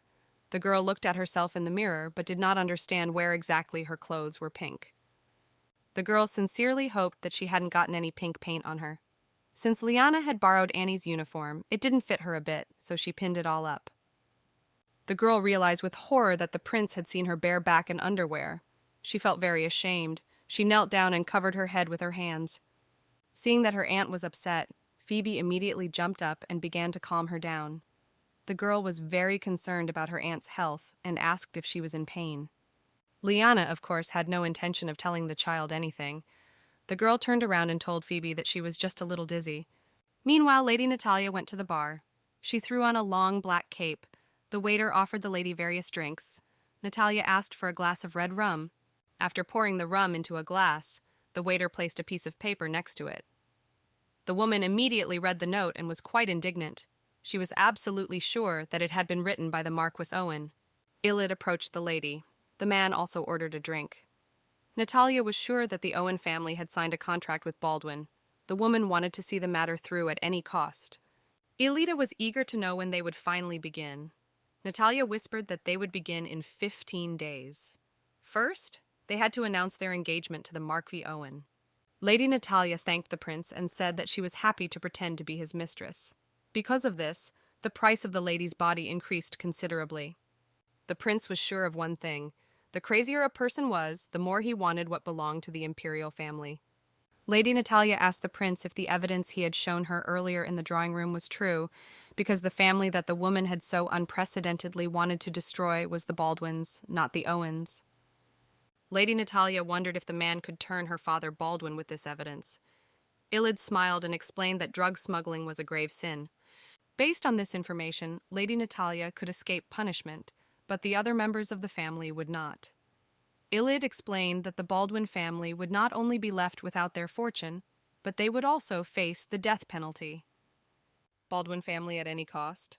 The prince promised Natalia to arrange it. Natalia couldn't understand why the prince was helping her. She stared at him intently. The man looked quite relaxed and ordered a glass of beer. The situation Lady Natalia was in seemed quite interesting to Prince Iliad, but the man was not at all interested in the woman's motives. At first glance, it seemed that the man was living for his own pleasure. But in reality, the prince was not interested in other people at all. Natalia knew very well that if her offer had seemed attractive to the prince, he could easily find the source of the drugs himself. The lady saw no flaws in her husband at all. The prince had clearly never bowed his head to anyone in his life, and that was even a little annoying. The prince began to examine the bar and asked if the woman had come alone. The lady said that she had come with a maid, namely, with the child with whom she had been in the carriage the other day, Lyanna. The prince's eyes seemed to light up. The man immediately suggested that they all have dinner together, explaining that this was the first time they had met in the shopping district. The lady refused the prince, saying that she had another meeting ahead of her. She promised to meet again. Natalia explained that she had to meet with the banker because she wanted to decorate her property in advance. Lyanna decided to buy Annie a book because the girl helped her out last time. Having chosen one of the books, the girl asked its cost. The saleswoman said that the girl had excellent taste. The friendly saleswoman decided to give Lyanna a discount and sell it for 1 silver coin. Usually the woman sold books for 2 silver coins. Lyanna, opening her mouth, looked at the saleswoman in surprise. The girl was upset because the price of the book was the same as a 2-day hotel stay. It occurred to Lyanna that the woman wanted to make money off of her. Lyanna thanked the saleswoman and went to look for books at a cheaper price. The pushy saleswoman saw that she was losing a customer and offered to pay her 800 bronze. Lyanna, lowering her eyes, said that it was not necessary. Then the saleswoman lowered the price to 500 bronze, but Lyanna still hesitated. The woman was even ready to give the book for 400 bronze. Lyanna stopped. She was satisfied with the price of the book. Suddenly, Arcangelo and the ambassador approached the counter. Lyanna greeted her husband politely and was glad to meet them. The man next to Arcangelo seemed familiar to Lyanna. She remembered that he was the ambassador. Lyanna bowed and apologized for not recognizing the man right away. Lyanna was happy to welcome the ambassador to the Cadogan Empire and showed him respect and honor. The ambassador found it a bit awkward to meet someone who knew he was from another country. Lyanna had not expected the man to be so fluent in the imperial language, so she was surprised. The ambassador thanked him for his high praise of his knowledge and told him that he had spent a long time with the 4th Prince of Ethiel. Lyanna was excited because she knew that she had to greet Prince Ethiel too, even though she didn't know their etiquette at all. The man asked her not to worry about it. The ambassador was glad that Lyanna had caught their eye in time. The man was tired and asked Lyanna to show the area to the escort. Lyanna graciously agreed because she still had some time to spare before Lady Natalia returned. Lyanna had about 2 hours free. The ambassador was delighted and left, waving to the young people after him. Lyanna asked Mr. Arcangelo what place he would like to visit. The girl began to wonder where the gentleman had not been. Lyanna wanted to tell her husband about the latest trends in the Cadogan Empire, and of course, start with food. The young people went to an outdoor cafe. Lyanna bought the man an ice cream with banana filling. She asked the man to try at least a piece because it was very tasty. Arcangelo looked at the dessert with disbelief at first, but after tasting it, he was surprised at how delicious it was. The banana ice cream was the most popular among the tourists. Arcangelo hurriedly ate the delicious ice cream, and of course he got dirty. Lyanna kindly showed her husband that he needed to wipe himself off. She carefully removed a piece of ice cream from his face with her finger. Arcangelo looked at Lyanna in surprise. The girl asked him to eat a little more slowly. It seemed that the man liked Lyanna's touch, and he deliberately smeared his face with ice cream again. Lyanna looked at the man in surprise, not understanding why he had done this on purpose. This time the girl did not wipe her man's face with her finger. She took his hand and led him to the fountain. The maid suggested that Arcangelo wash up. Lyanna thought of offering her husband another ice cream, this time with strawberry flavor. She explained that it was a small red fruit. Unlike the banana, the strawberry tasted more refreshing and unusual.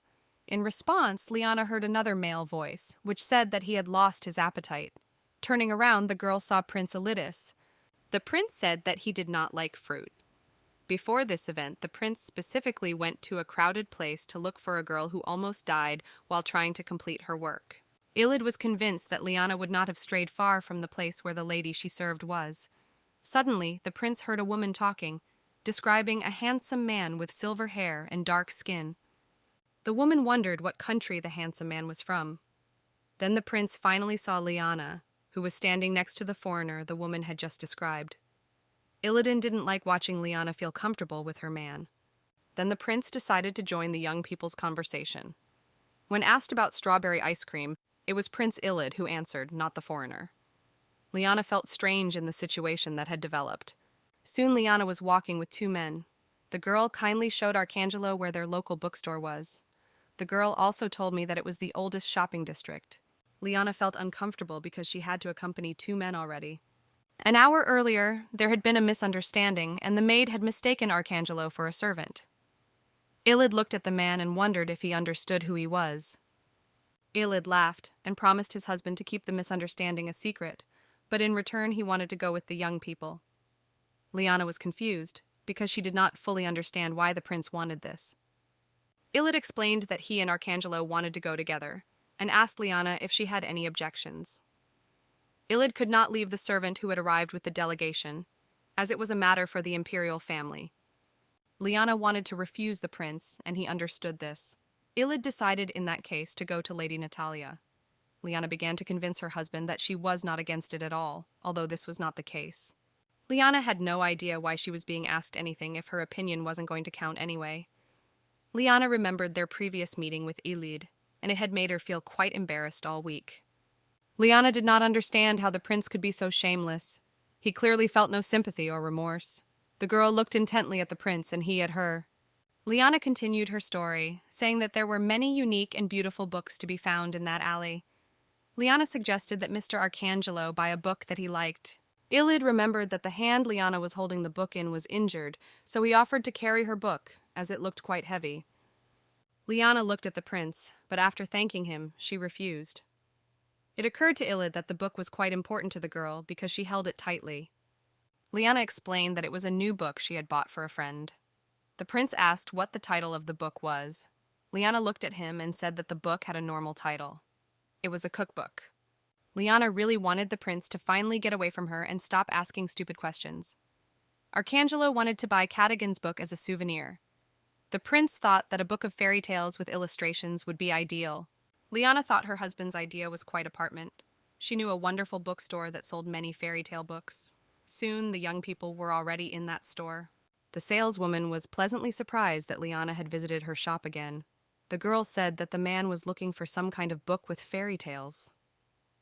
Iliad interrupted the women and asked if there was any popular book for maids on sale. Lyanna wondered why the prince needed a book for his maids. Iliad smiled and said that Lyanna must have regretted not having bought one sooner. The prince was going to buy the maid a book as a gift. The saleswoman thought that Lyanna was with her boyfriend and smiled sweetly. The woman stopped next to a shelf that held all the top-tier romance novels and asked Lyanna not to be shy and choose anyone. The woman made Lyanna blush because she told her that a similar book had been published, which she had bought before. The book was called Cook in Bed. Lyanna insisted that her friend had asked her to buy this book, and the girl was seriously angry. Lyanna began to make excuses that the book was not bought for her, but Iliad did not seem to be listening to the girl at all. With a sly smile, he watched her silently. In Lyanna's opinion, the prince was behaving too impudently. He was still such a gentleman. First he teased her about her underwear, and later, about the book. Lyanna could not hold back and shouted at the prince that he had agreed inappropriately. Iliad didn't seem to understand what he had done wrong. He explained that it was Lyanna who had brought him to the store, carrying an indecent love story. The prince also claimed that she was the one who pretended not to know the name of the novel. Iliad explained that he had done nothing but naively follow her, had no idea that Lyanna had put a different meaning into the word cook. The girl seemed to have no face. She blushed and looked like a crab. In despair, the girl lowered her head and accused the prince of seeing her underwear. Iliad listened to Lyanna in surprise, but could not understand what she was talking about. The girl forced herself to say that the man had seen her pink underwear. At first, Iliad stood as if frozen, but then it dawned on him, and he started laughing. Lyanna could not understand why the prince laughed at her words and looked very pleased. He, laughing, reproached the girl that she meant the incident when she pinned the form. Lyanna demanded an immediate apology from the prince, but the man saw no fault in anything, and it turned out that he had nothing to apologize for. The prince raised his head and looked at the blooming zinnia. It was a tree that bloomed from summer to autumn, with red or yellow flowers that did not fade for a long time. Lyanna bowed to the young men and apologized for having to leave them. The girl was glad that this endless day was finally over. She decided to go to the lady at once. Mr. Arcangelo called out to Lyanna. He barely caught up with her.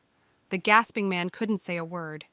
It occurred to the girl that the man had forgotten something, or worse, something had happened. The man managed to say that he was actually the prince and apologized. The man was so desperate to catch up with Lyanna that he could tell her that he had deceived her and that he was actually the prince. Lyanna sincerely thanked her husband for his honest confession. The girl was even pleased. The husband tried to explain once again that he was not a servant, but Lyanna had long understood everything. Arcangelo was the prince of the kingdom of Ethiel. Lyanna confessed to her husband that she had realized the truth 2 hours earlier. This happened when the fake prince had said goodbye, and the servant had stayed behind and just watched the prince leave without even saying goodbye to him. Lyanna knew very well that no servant would behave in such a way towards the prince. Moreover, it was strange that the prince spoke imperial fluently, while his servant did not. No one needed such an irresponsible servant, so Lyanna quickly understood who was who. The girl appreciated the act of Prince Arcangelo, who was ashamed to deceive her and openly told the whole truth. Lyanna also asked Prince Arcangelo for forgiveness. She also felt guilty because she understood the whole truth but did not show it. In fact, it seemed to Lyanna that the prince did not want her to know the whole truth at all.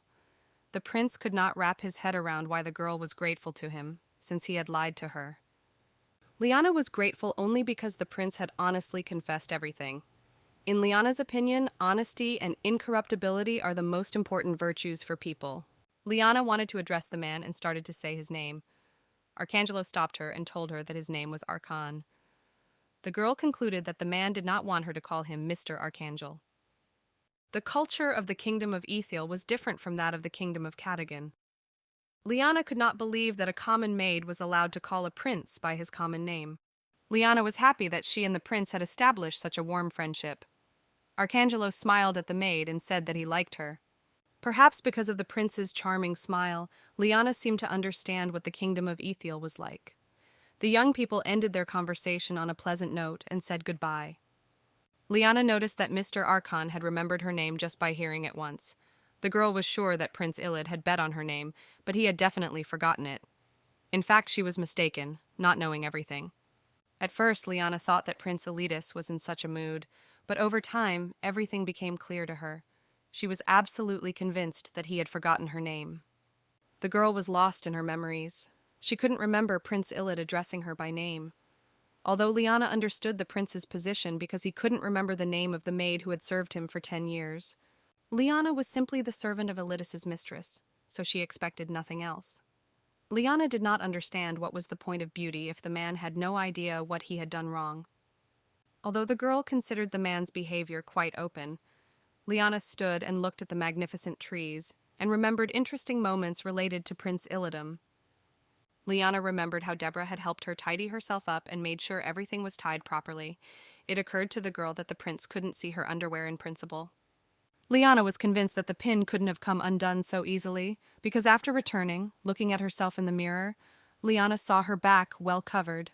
At that moment, the maid saw only a knot, carelessly tied by His Majesty. Lyanna could not solve this riddle. That day, the sky was blue and the prince's mood was generous. Above the young people, a beautiful zinnia tree bloomed. Lyanna remembered how she had turned her back to His Majesty. The girl was overcome with emotion. In this light, the pink tree reflected on her white suspenders. And at that moment, it seemed to the prince that the straps of the uniform were pink, not white. Lyanna covered her face with her hand. She felt incredibly ashamed because she had so brazenly accused her husband of looking at her underwear. The girl was ashamed to have experienced such a terrible misunderstanding. Since Lyanna's underwear was pink that day, she completely misunderstood His Majesty Illidan. For His Majesty, it was nonsense, but not for Lyanna. The girl even kept the ribbon that the prince had tied for her. It might seem strange, but Lyanna simply wanted to do it. The underwear the prince saw was discarded. Lyanna was ashamed to show her husband her old, worn-out underwear. From that day on, Lyanna thought about Illidan all week. Lyanna continued to think about the prince until his image in her head finally disappeared. It was too much. The reason Lyanna was so ashamed was banal. It was called love. The girl scolded herself for allowing her feelings to develop in her mind. These were feelings that would never be reciprocated. Lyanna didn't know what to do or where to go. The girl, exhausted by her feelings, sat on her knees under a wonderfully beautiful tree. Lyanna's tears flowed down her cheeks, pink from her emotions. Prince Iliad was present at the ball. He spoke sweetly to the woman. The respectable lady told how a special relationship had begun between her and the Empress. She missed the late Empress. The woman remarked that His Majesty Iliad was very much like his mother. The prince smiled at the woman and was pleased with her words. In general, Iliad found the place very boring, but he had to be there as a sign of respect. The woman complimented the prince that he not only had wheat-colored hair and outstanding looks, but also abilities. The woman frankly said that it reminded her of the diaries of Manish, which went down in history. It occurred to Iliad that the woman had made the assumption that he was Manish. Lennox approached them. The respectable lady bowed politely and greeted her husband. Lennox also confirmed that Iliad was an interesting person. The man spoke so sternly that the lady was embarrassed. Iliad looked at his brother, thinking he was like ice. Lennox had spoiled the evening's atmosphere, but nevertheless, he was in no hurry to leave. Assessing the situation, Prince Iliad decided to go get some fresh air and promised the woman that they would definitely finish the conversation soon. Illidan didn't like this place very much, so he was even glad that he had the opportunity to leave. The prince went out onto the balcony and decided to watch the night sky. Alone, the prince wondered why his brother was so concerned about anything special, and why he so desired the throne. Iliad was unassuming, and the status of an archduke from the imperial family would have been enough for him. Iliad was unfamiliar with his brother's fear. Katagan is a country that grew in power thanks to the power of Manish. Awakening, Manish put on the crown of the emperor and achieved such victories that no one had been able to comprehend before. Manish's abilities, Cadogan was able to unite neighboring kingdoms and become an empire. Therefore, whoever the crown prince is, if a Manish appears, he will have to vacate this place. It had been 7 years since the coming-of-age ceremony revealed that Iliad was not a Manish. Every Manish had been waking up during and after the coming-of-age ceremony. Despite this, Lennox had always regarded Iliad with suspicion. However, the man had no desire at all to take his brother's place. Iliad saw no point in it at all. His brother's lust for power gave rise to an inferiority complex in him in relation to Iliad. The man was still standing on the balcony, scrolling through various thoughts in his head. Lowering his eyes, Iliad saw a girl below near the pond. Judging by her modest clothes, she was not an aristocrat, but it was not a maid's uniform either. The man thought that the girl had been brought with her by some famous lady. Iliad noticed that the girl was very interested in observing something. The man himself was curious to know what was so special about her. Looking closer, Iliad saw an ordinary colored carp. The prince concluded that the girl liked fish. In the darkness, Iliad managed to make out familiar features. The girl looked up and smiled. It was only a maid, and the prince almost gave in to temptation. It crossed the prince's mind that perhaps one night spent together wouldn't hurt. Suddenly someone called out to Lyanna, and she answered. Iliad then realized that the girl sitting by the water was Lyanna. The prince looked at the young girls in surprise. Iliad was surprised that Lyanna had not noticed him. This was the first time the prince had seen such a thing. The prince received all the attention he could get, and he knew he was secretly envied. He never doubted his existence, but he never expected to be ignored. Iliad replayed the events in his memory. Lyanna at first pretended not to care, although in the end she was always embarrassed to look at the prince. The prince tried not to mention her name in front of Arcangelo. However, looking at Lyanna's reaction, the prince had nothing to worry about.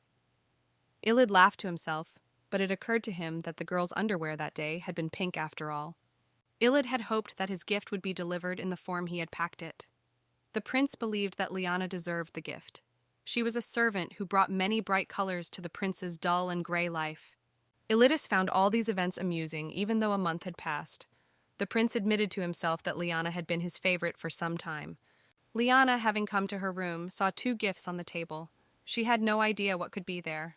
On the box was the sign of the imperial family, and this meant that the gift was from someone from the ruling dynasty. The first thing that came to the girl's mind was that the gift was for Lady Natalia. Opening the first box, Lyanna saw a wonderful joke there. Inside was a note. From the note, the girl learned that it was a gift for her personally since her name was on it. Lyanna immediately guessed that it was a gift from His Majesty Illidan. The girl could not believe her eyes. The joke was of extraordinary beauty. The note said that it was a gift for a wonderful maid. It also stated that the man could be a caring lover. First of all, Lyanna was surprised that the prince still remembered her name. The girl did not want to deceive herself, because she was sure that the man was kind to her, because she was a servant of Lady Natalia. Lyanna looked at another box with curiosity. Opening it, the girl saw another beautiful joke, but there was no note in that box. Lyanna did not understand why the prince had given her 2 luxurious jewels. Lyanna, of course, was pleased with the gifts. She decided that the prince had given them to her in memory of himself, but the girl was determined to return the gifts, because for a maid it was quite a luxury.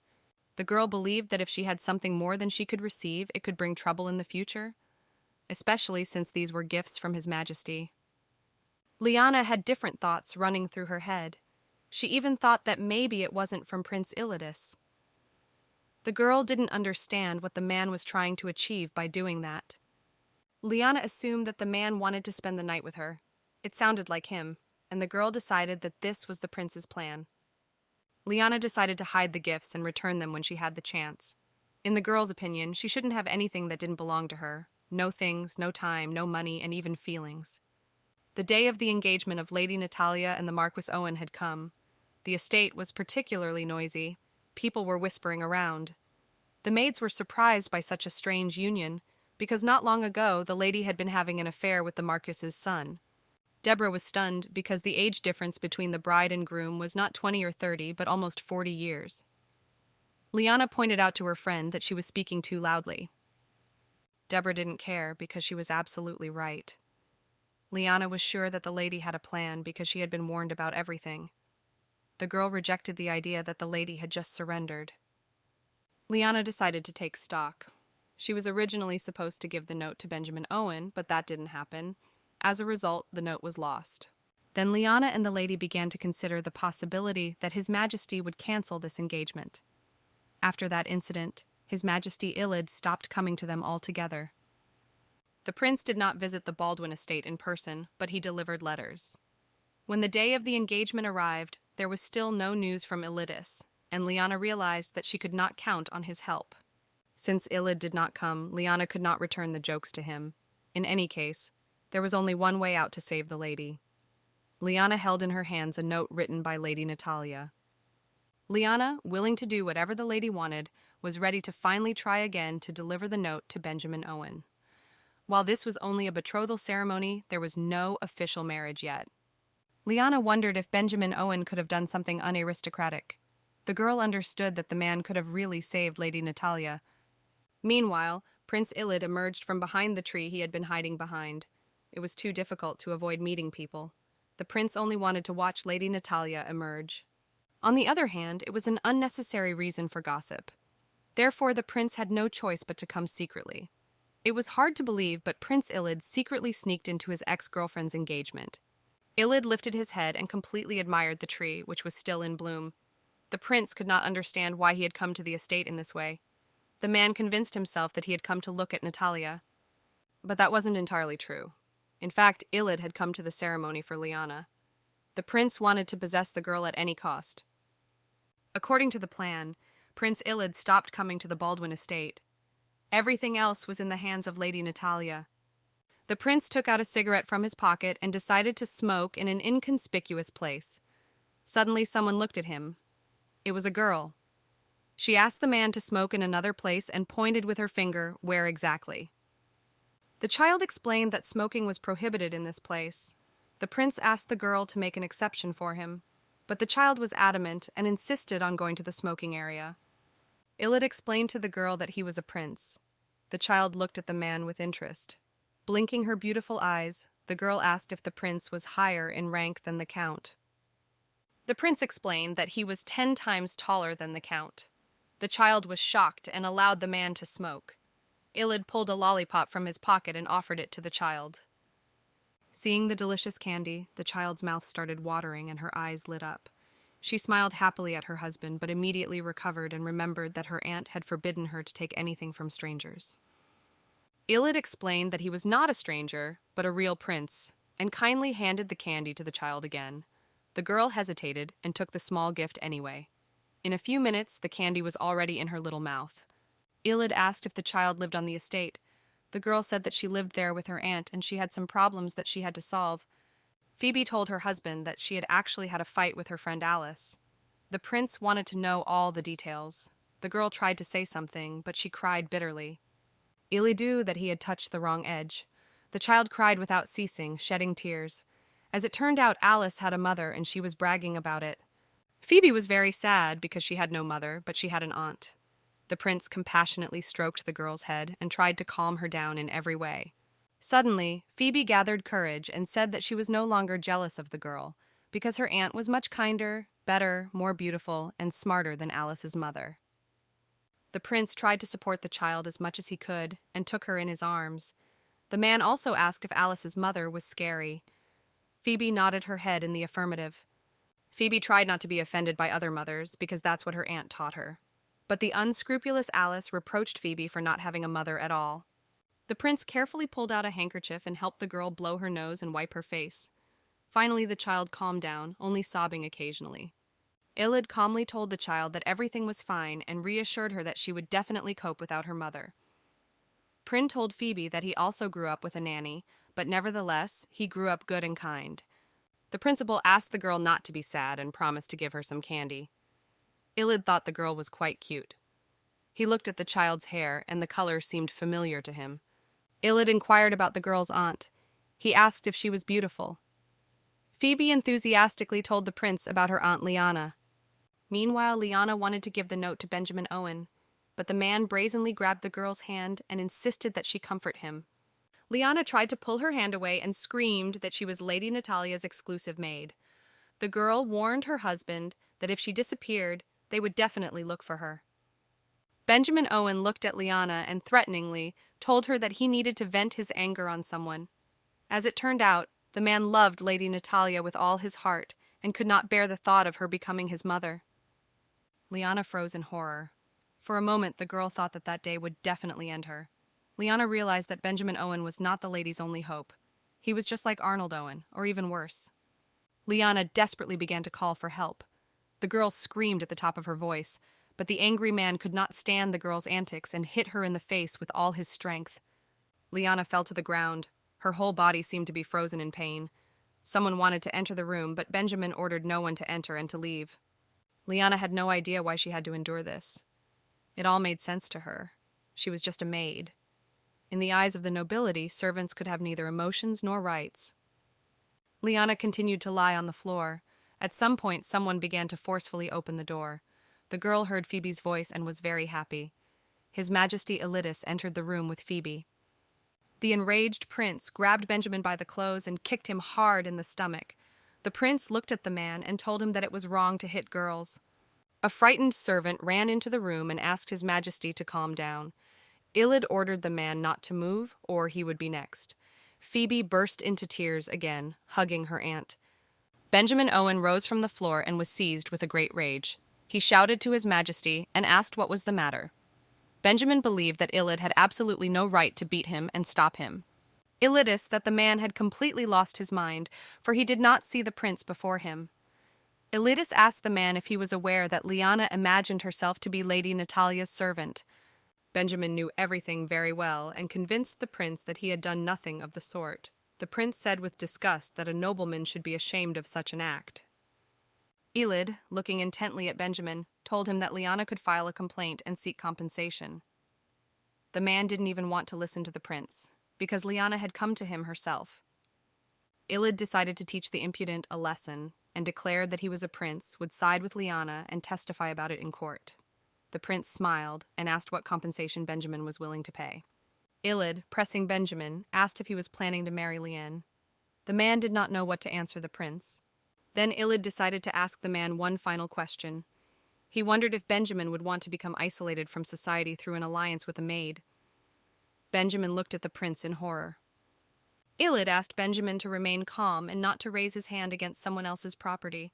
Lyanna listened with admiration to the prince's words. She was very pleased that the man stood up for her so courageously. Iliad that it would be better if Lyanna were the imperial maid. The prince understood that he could only heat up the situation. All Lyanna needed to do was wait quietly for the prince while the Baldwins fell. Rather than risk her life on a pointless mission, Lyanna would have been better off lying low. Iliad was sure that he would soon take Lyanna and allow her to live with him. Natalia Baldwin's engagement was cancelled. The reason was that the knights had timely detained and arrested Benjamin Owen for drug use. Because Benjamin Owen was the son of a groom involved in fraudulent schemes, the ceremony was suspended, leaving only the lavish decorations. The maids spent the day anxiously, fueling even more gossip about the ceremony that had not taken place. That day, everyone was discussing Lady Natalia, Benjamin, and Prince Iliad. Evening came. Lyanna carefully put her niece Phoebe to bed. The girl still continued to sob until she finally fell asleep. When the child was already sleeping soundly, Lyanna felt relieved. If it weren't for her friends, Lyanna would have had a pretty tough day that day. Thanks to the girls' help, Lyanna was able to leave work early, wash up, and calm Phoebe down.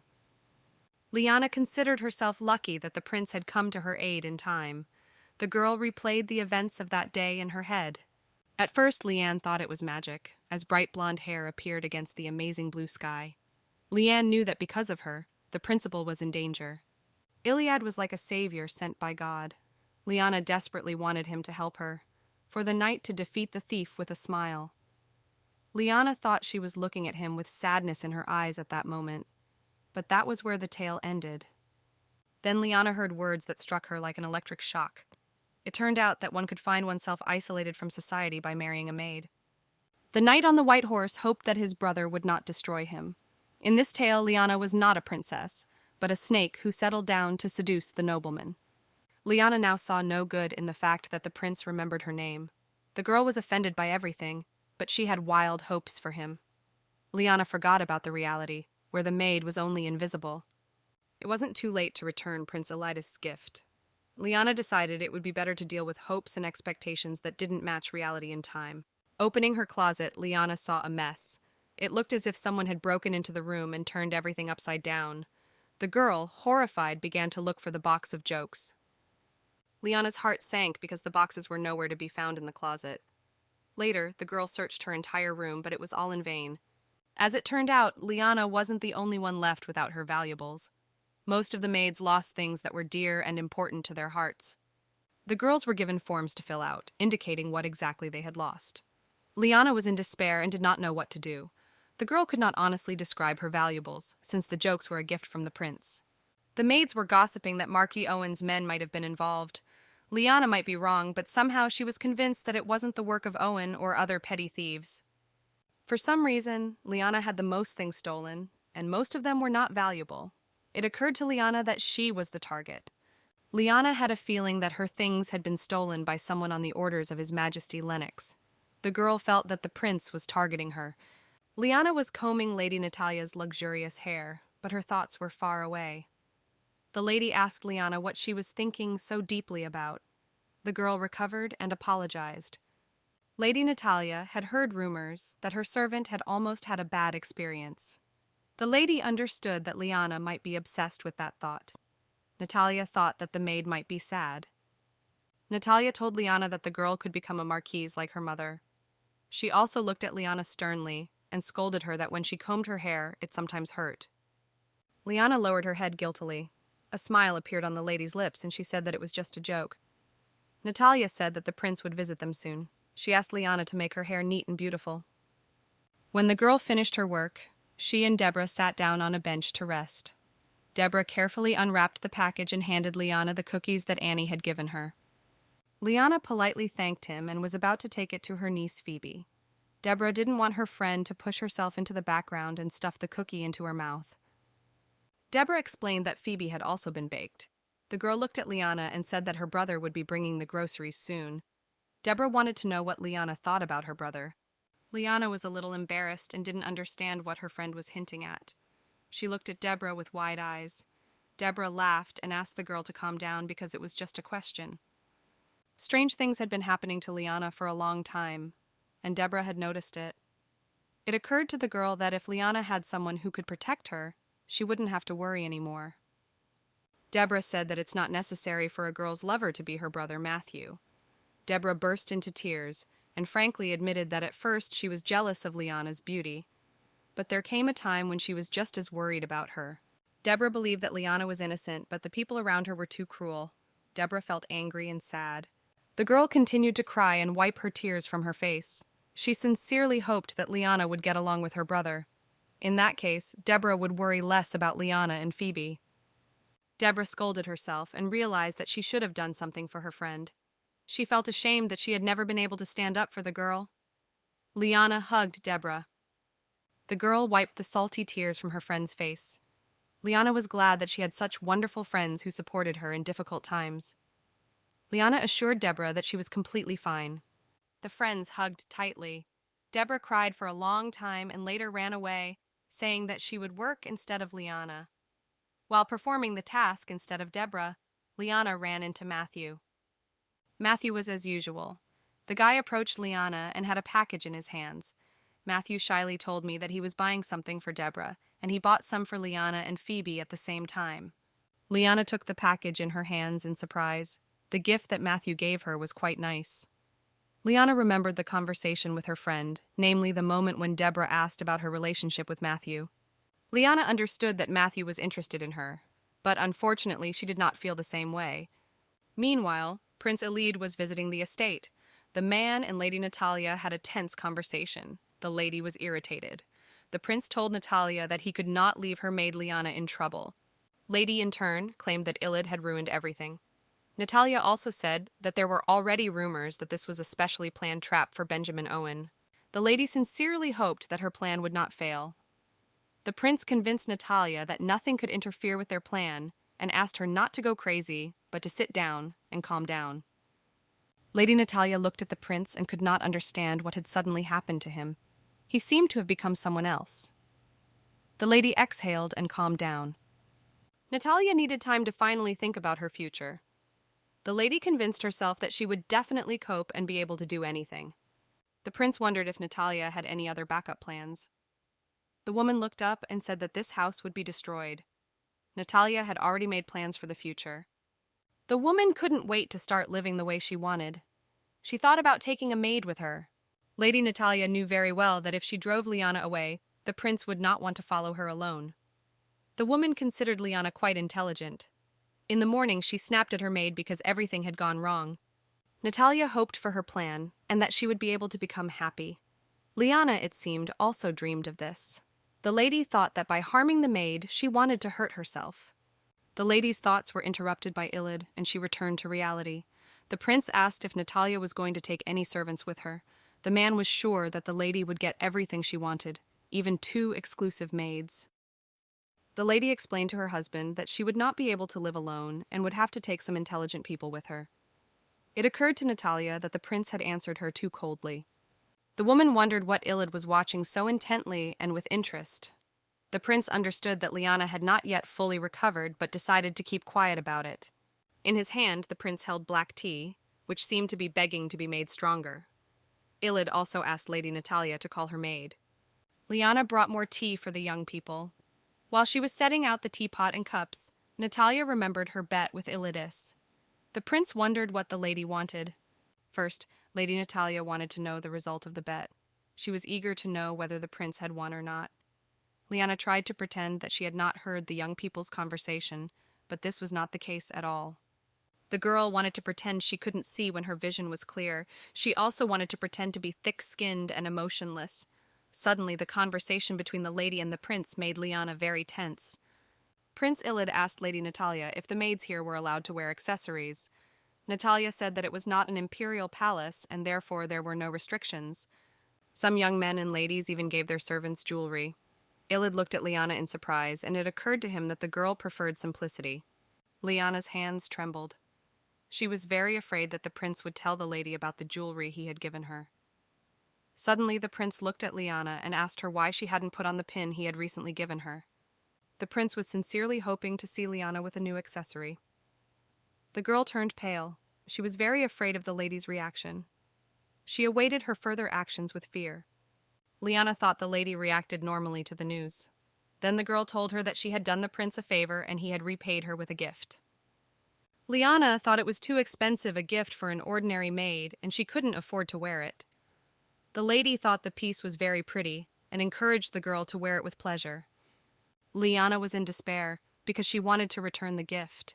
It was too much for the girl because she was just a servant of the lady, and the prince was her lover. Lyanna understood that the prince should not give her such expensive gifts. Lyanna was thinking about how to get out of the difficult situation. Suddenly, a brilliant idea came to her. The girl said that she wanted to sell the joker when she needed it to make a living. According to the girl, she didn't want to do anything that might affect the cost of the joke. The lady thought about Lyanna's words and decided that she was right, because the girl also had a niece. Lyanna thanked Lady Natalia for her understanding. Unfortunately, the joke was stolen, and Lyanna preferred to lie than be honest. To avoid unnecessary conversation, Lyanna hurried to leave. The prince looked the girl in the eyes and explained that it didn't matter how much ordinary things a person liked. The main thing was to be able to distinguish between feminine and ordinary. The prince touched Lyanna's hand gently in passing. The girl felt uncomfortable, and even more so, she noticed a stain on her sleeve from trying to calm Deborah. Lyanna felt ashamed and apologized, but promised that next time her clothes would be clean. The prince wanted to see Lyanna in her favorite clothes next time. The prince was going to send the maid a new trinket and asked her to wear it. Iliad considered the girl lucky because she ended up in an estate where you can wear jewelry.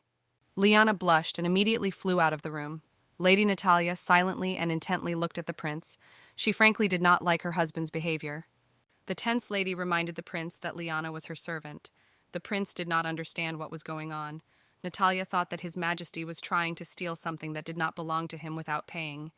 Iliad that Lady Natalia would do well to change her profession and become a saleswoman. The lady thought that the prince was too rude to her. Iliad approached Natalia and leaned close to her. The lady asked His Majesty to stop and asked what he was doing and why the distance between them was so small. Iliad smiled and hugged Natalia by her bare shoulders, whispering that it was a sign of love. The lady insisted that the prince could not touch her. The man had already crossed a certain fine line and was stroking the woman's face. The prince whispered that in his opinion he had the right to do so. The young people were frightened by the noise. Turning around, they saw Lyanna, who had dropped the tray. The girl looked at the prince and the lady with frightened eyes. She immediately apologized, but blushing, ran out of the room. Iliad was a man who didn't have to do much to get a woman. He didn't have to risk his honor or dignity, and the common servant of Lyanna fell for his hook. Lyanna was very upset, but she couldn't believe that seeing young people in an embrace, out of surprise, she would drop the tray. The girl felt very depressed and scolded herself for coming at the wrong moment. Lyanna really regretted not returning the jokes to the prince as soon as she received them. If she had, she wouldn't have had to blush so much in front of Lady and Iliad. The girl was annoyed that young people did not understand that she was also a person, not a machine that acted according to their desires and whims. Lyanna was a person with her own emotions and feelings. Lyanna covered her face with her hands desperately, not understanding what she had been thinking about earlier. It was strange enough, but the girl felt worse than the moment Benjamin Owen humiliated her. Although His Majesty Iliad had done nothing wrong towards Lyanna, he had simply acted like someone she trusted. Lyanna found this both funny and very sad. Lyanna's fears became reality. She heard a noise below and looked to see what was happening. Lyanna's niece, Phoebe, was desperately begging Angelica to give her back what was hers. Angelica was furious, and opening the book, she poked the girl where her name was written. Angelica accused Phoebe of stealing the book from her room. Phoebe, who hadn't stolen anything, started crying bitterly. The girl went into a hysterics and screamed that she had picked up a book from the incinerator. The girl was more cunning than she seemed. She claimed to Angelica that she still did not understand the language of the nobility. Frightened, Lyanna ran to Phoebe as fast as she could, fearing that the girl would tell Angelica the truth. Running up to the child, Lyanna asked with concern why she had come downstairs, since she had promised to sit quietly in the servants' room. The girl told her aunt that she had not lied and had never stolen the book, but had really picked it up. Angelique, angry, turned to Lyanna and looked down on her.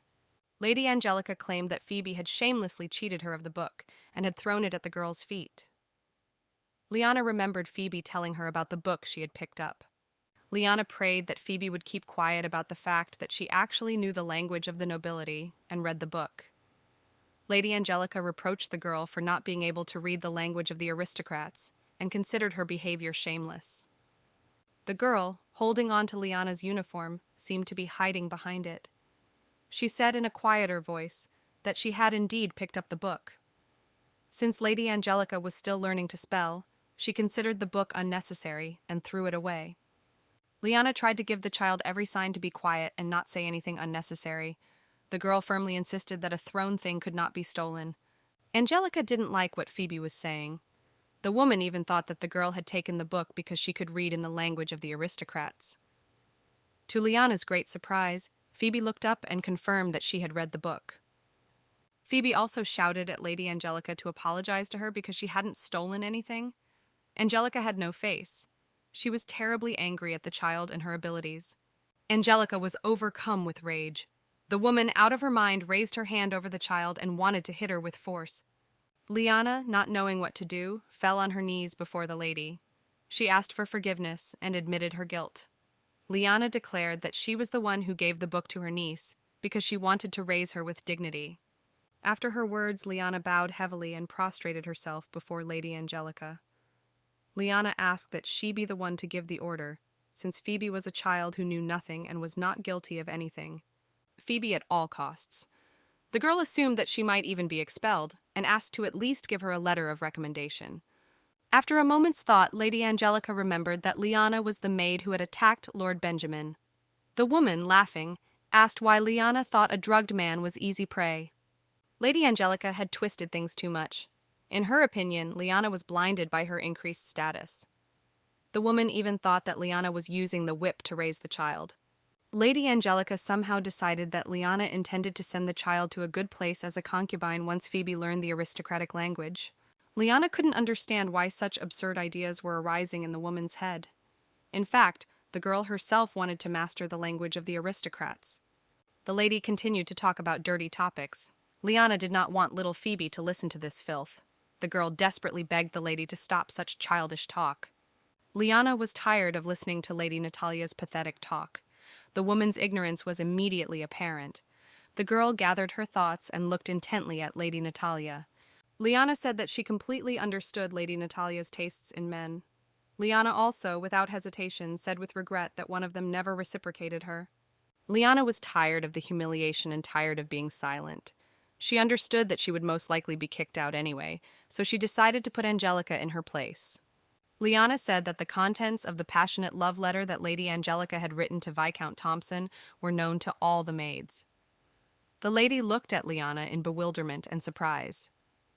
The girl rose from her knees and reported that someone might have stolen the letter that the Viscount had thrown in the trash.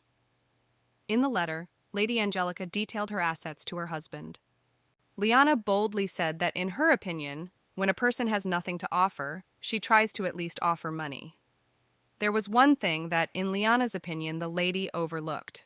In Lady Angelica's eyes, the servants may have seemed to her like furniture without thoughts and without intelligence. But the servants were just people, and they had ears, eyes, and thoughts. Lyanna also said that, in her opinion, this was not only the case with Thompson. Lyanna was ready to tell the lady more stories about her. Angelica listened to Lyanna's words with disgust, because everything she said was true, and she had nothing to deny, except to pour mud on her. The lady called Lyanna crazy. The girl, looking at Lady Angelica, said desperately that she did not need a letter of recommendation because she did not want to be on this estate for a minute. Lyanna took Phoebe's hand and they headed for the exit. Angelica shouted dirty words after the girl. Taking care of Phoebe was Lyanna's only goal in life. The girl decided that from now on, she and Phoebe would live in a hotel. Taking care of Phoebe was the main goal that could never be trampled on by anyone. Phoebe, hearing such news from her aunt, realized that they would live together with Sonia. The girl wanted to live anywhere, most importantly with her beloved Aunt Lyanna. Although Lyanna could only be a good maid, she did not want to let anyone destroy herself, because it would cause pain to her only niece. Suddenly, the knights of the imperial family blocked the exit in front of Lyanna. Lady Angelica ordered her to be seized. The woman wanted more than anything else to immediately start trying the maid for insulting the aristocrat. One of the knights asked the woman if she was Lady Angelica, the eldest daughter of the Baldwin family. The woman proudly confirmed her identity and ordered them to go immediately to Lyanna. Something went wrong. The knight approached Lady Angelica and informed her that she was under arrest on charges of drug smuggling and drug use. Lyanna watched with a smile as Lady Angelica was led by two knights. The men led the woman into the lobby. Meanwhile, Angelica screamed and asked for help. Deborah came running and called Lyanna to her. The girls did not understand what was happening in the estate. Deborah said that she herself did not know, but the Count had done something bad. Deborah and Lyanna, looking out the window, saw the knights wearing the imperial order. The maids were shocked, as Count Jack Baldwin and his family were kneeling before the knights. The knight informed the Baldwin family that they were under arrest on drug smuggling charges. The men had received this information from the testimony of Marquis Arnold Owen, who had been arrested earlier that morning. The maids thought that the Earl would be executed. Earl Baldwin exclaimed that this was a slander by the Marquis of Owen. The man was even ready to swear with his life that it was all a lie. Lyanna thought for a moment and began to look for Lady Natalia. The entire Baldwin family had been arrested except for Lady Natalia. The girl found this strange. The Count justified himself as best he could. The man said he had no idea who needed to spread false gossip. Suddenly, Prince Iliad interrupted the Count and asked him to shut his mouth. Iliad argued that it was better for the Count to remain silent, and asked if he did not want to add insult to injury to the royal family to his words. All the maids gathered and watched the arrest of the nobles. The girls were surprised that Prince Iliad had come to their estate. They oohed and awed. The prince was, of course, pleased by the attention from the people, but he loudly declared that he was not the main character of this event. Followed Iliad. The Count asked Natalia to explain everything to His Majesty and to tell him that this was a slander by evil people. The father expected immediate help from his daughter. But the woman was in no hurry to help her father and other family members. She proudly and haughtily asked him if he remembered the dress she was wearing. Lady Natalia looked at her father indignantly and told him that this was the dress her mother had been wearing when she committed suicide. Her father said with fear that he regretted it. The Count explained to his daughter that her mother was mentally ill. The man convinced Natalia that she didn't understand everything so well, because first of all, she was the daughter of the Baldwin family, and only later, the daughter of that woman. The Count looked at his daughter with pleading eyes, but the lady explained that this was her revenge for her mother. The woman confessed that she had prayed every day for this day to come as soon as possible. It had been since she found her mother's diary. Lady Natalia knew well that her father had sold her mother to expand his business. The man had made a lowly servant his wife and had achieved success. From the moment her father approached the innocent maid with his dirty intentions, Natalia, even as a child, wanted to take revenge on him. Lady Angelica glared at her sister, believing that her father had chosen an ordinary maid and allowed her to live like an aristocrat. Angelica was furious that her sister had shown such gratitude to her father and their entire family. Lady Natalia smiled and agreed with everything her sister said. She waved to her father and sister and said she was going back to being a poor simpleton. With a smile on her lips, Natalia promised to visit her sister. In her opinion, in any case, Angelica would have plenty of time to think in a life sentence. The lady watched in silence as the knights led her father, sister, and brother to trial. Natalia breathed a sigh of relief, for Natalia Baldwin was no more. Finally, Natalia Kerenska's revenge was complete. A knight approached the lady and asked her to come with them. It occurred to Natalia that she was being summoned as a witness, but the man denied the woman's words, saying that she was a criminal. The lady couldn't believe what she was hearing. The knight told her that she was being arrested for tax evasion and using an account under someone else's name. The man had the evidence in his hands. The lady realized that she had been framed. She saw the seal of the imperial family on the document. Natalia was upset because Iliad, having taken advantage of her, decided to get rid of her. Natalia looked hopelessly at the prince. The man smiled at her and told her that there was only one condition of the contract, but the prince was ready to turn a blind eye to her. Natalia had always done everything in her power to help His Majesty Iliad. She couldn't believe he had done this to her. The prince looked at the lady intently and frankly admitted that he knew about her alternative plan. The lady could not understand how the prince had learned such information. Later, she remembered that Lyanna was supposed to deliver the note to Benjamin Owen, and it occurred to her that it was then that the prince had read it. Natalia looked at the prince and whispered to him that he would one day be in her place, and he would have no choice but to obey. The prince looked at the lady skeptically, not believing that such a day would ever come. Lady Natalia obediently followed the prince's order and left, accompanied by the knight. A distraught Deborah sat next to Lena in the hotel and asked her what she was going to do. Lena was ready for anything. Deborah couldn't believe how her friend had managed to lose her job in an instant. Because of Lyanna, Deborah was unable to get a letter of recommendation. It occurred to Deborah that if she had known what would happen, she would definitely have stolen the jewels from the lady's room. Lyanna said that there were no valuables in Lady Natalia's room because she had put everything away a long time ago. Earlier, Lyanna had managed to take a look around Lady Natalia's room. All the valuables in her wardrobe were gone. Lyanna was sure that the lady had taken everything herself. The Count had not even paid the maids for their work. Lyanna supposed that if all the salaries were added together, there would be enough money to live comfortably for the rest of her life. Lyanna was very sorry that she and her friend did not have a letter of recommendation. To begin with, the girls decided to wash the dishes. Suddenly, someone came into the Carter Hotel. Lyanna greeted the guest and asked if the man would like to stay at the hotel or use the services of the restaurant. The man, lowering his cape, showed his face. It was Mr. Arkin. Lyanna told Deborah that she had met the man before in the capital and had even helped him several times in the past. Arkin was accompanied by his ambassador. Deborah quickly pulled out her lipstick and started to dress up.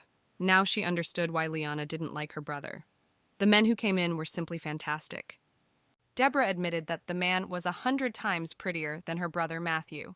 Lyanna didn't understand what her friend was doing and saying. Within a few minutes, the makeup was still shining on her face. Deborah looked at the men in fascination and suddenly said that she would take the brown-haired man. She was ready to give the fair-haired man to Lyanna.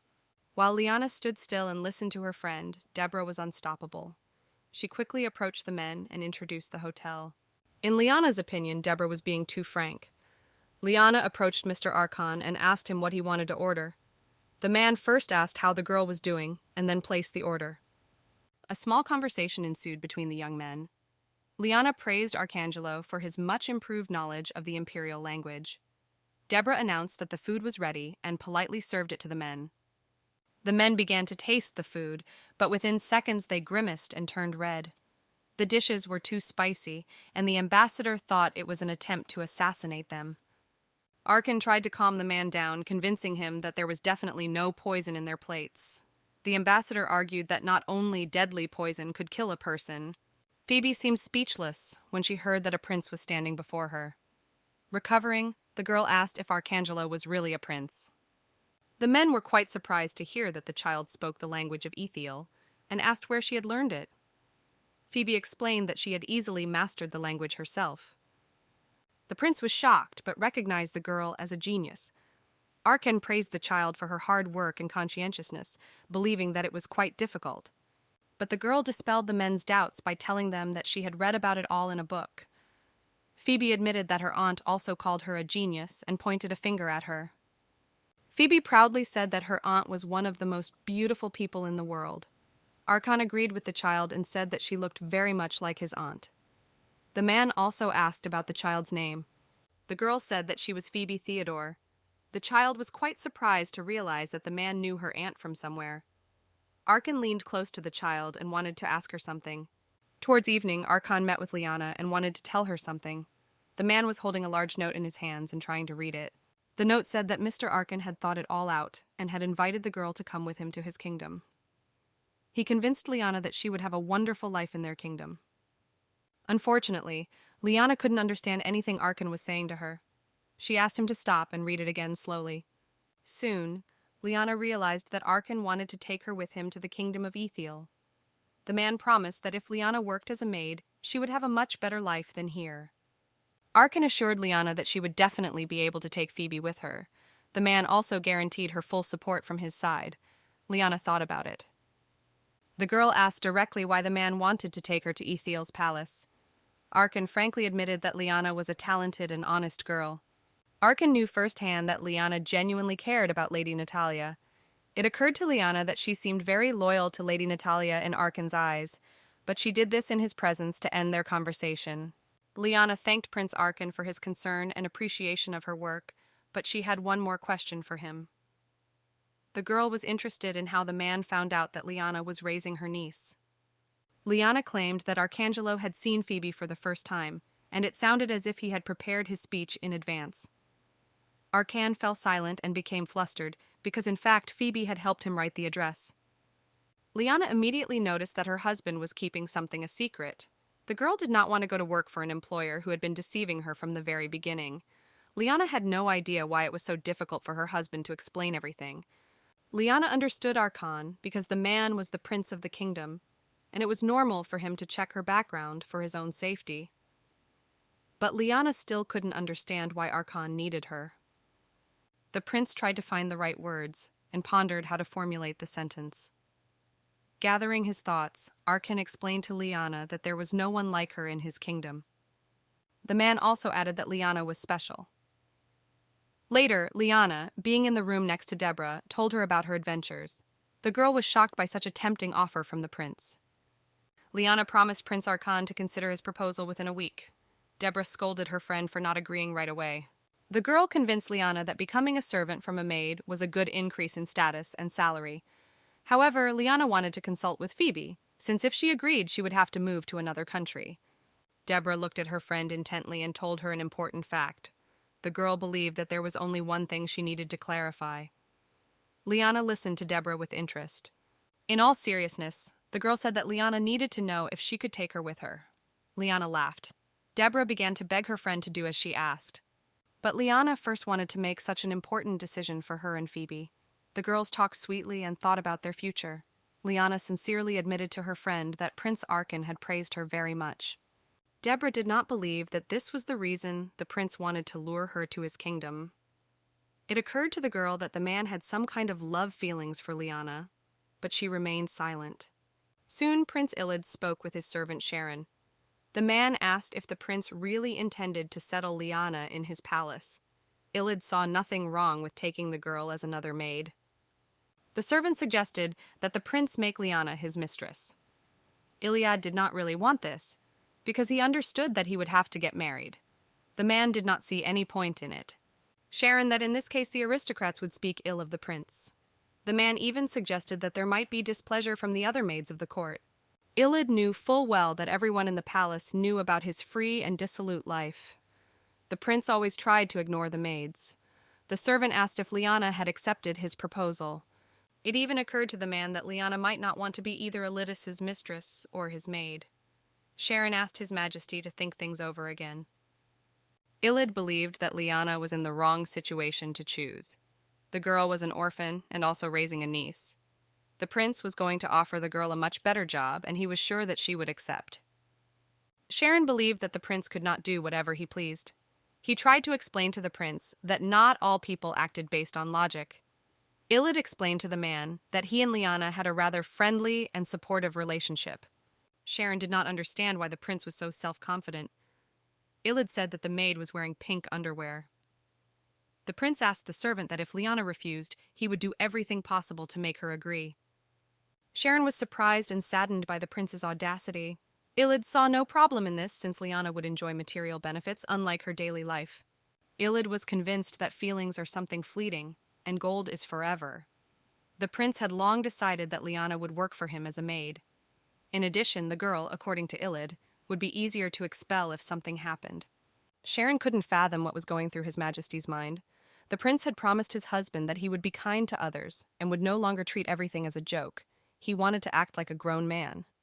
Iliad was naturally shy. He suddenly stood up from the sofa and threw his robe on the floor. Sharon instantly turned his head the other way. The man had no idea why His Majesty was being so shameless. The prince saw nothing wrong with his action, as it was not the first time Sharon had seen him naked. Iliad liked to sleep without clothes, so after taking a few steps he found himself in a warm bed. Sharon promised the prince to send someone to the place where Lyanna had stopped and to scout everything out. Iliad asked the servant to be careful and not to spoil anything. After receiving some information, the prince planned to visit Lyanna in person. The man settled into bed and wished Sharon good night. Sharon left the prince's room like a squeezed lemon. At moments like this, the man hated Illidan.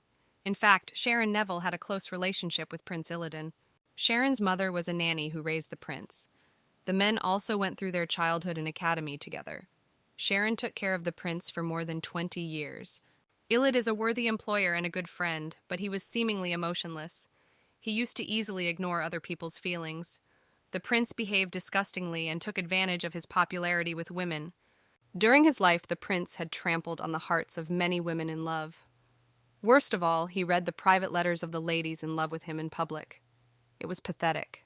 Even if Iliad understood other people's feelings, he simply tried to exploit them. He had a heartlessness that arose from overly ideal circumstances. Prince Iliad was a man who had never felt any loss or hurt. Perhaps it was because he had no experience. No one could understand the emotions that Iliad had never felt, simply through imagination. He even tried to use the girl Lyanna, whom he liked. Sharon, lowering his head, realized with regret that he was the servant of an insane prince. He had to, no matter what, try his best. Sharon thought that at this rate, Prince Iliad would remain a scoundrel without feelings for the rest of his life. the man decided that if His Majesty noticed and understood the feeling of love, then the time would come when he would need help. As a servant and as a friend, Sharon was ready to do everything in his power to help Prince Iliad. With these thoughts, the man returned to his home. In the morning, His Majesty Iliad woke up from the intense heat. He felt heaviness, torment, and pain. The prince's whole body ached and he could not move. Iliad, out of helplessness, began to call Sharon. The prince began to hear strange sounds. Everything in his head was ringing. Sharon stood up and wished it would end as soon as possible. The man realized that he needed to call someone for help. Iliad was as if he were out of his mind. The loud noise prevented him from making any movement. Suddenly, Sharon entered the room. He saw Iliad in a terrible state. The prince sat on the bed, his head in his hands. Sharon asked how His Majesty was. Iliad, in return, asked him to be quiet and insisted that Sharon move away from him. A terrible noise and pain pierced Iliad's body. The man had never felt such agony before. It seemed to the prince that all 5 senses had been amplified many times over. Iliad wanted to escape from himself. Frightened, Sharon ordered a doctor to be called, and he himself remained next to the prince. He saw with his own eyes how Iliad suffered wildly. This was the awakened Manish. The ability of the 7th Manish was fire. As a result of powerful spontaneous combustion and explosion, the fire destroyed an infinite number of people, without a trace. Soon the emperor gathered the important people of the Cadogan Empire around the table. Unnecessary emotions were the worst enemy, because the security of the empire was at stake. 20 years ago, something terrible happened to the Manish. Therefore, the nobility feared for the life of Prince Iliad. Everyone felt sorry for Archduke Vincent, the former Manish. Sharon knew well that the man who had lost Ariadne needed to be dealt with before he went mad. Having to silently accept the death of his relative was a pain that was beyond compare. Sharon understood the king's feelings and those of all present. From various accounts, everyone thought that Manish was born once every 100 years. It was no secret to anyone that the appearance of Manish could not be predicted. No one present expected the next Manish to appear so soon, but everyone in the imperial palace had to fulfill their duties. Silence fell. Everyone awaited the decision of His Majesty the Emperor. There was only one reason to hide that the appearance of the Manish was unstable. It was because the number of Ariadnes and the number of Manish did not match. When the Manish appeared, an oracle descended in the temple of Ethiel, announcing the existence of Ariadne. But even the oracle's prediction was as fickle as the Manish cycle. Sometimes only Manishes were born without Ariadne. Ariadne was often interrogated for 5 days before being assured of safety, as they were capable of controlling Manishes. Most of the Manichees died during those 5 days because Ariadne was missing or could not be found. The miraculous recovery of Ariadne was simply a new hope. There were times when Ariadne, who was found, did not want to make contact with Maniche. This is exactly what happened with the emperor's brother Vincent. Manish's destructive power, which disappeared after Ariadne left him, was not something that people could stop. Ariadne could live without Manish, but Manish would sooner go crazy than live even a day without her.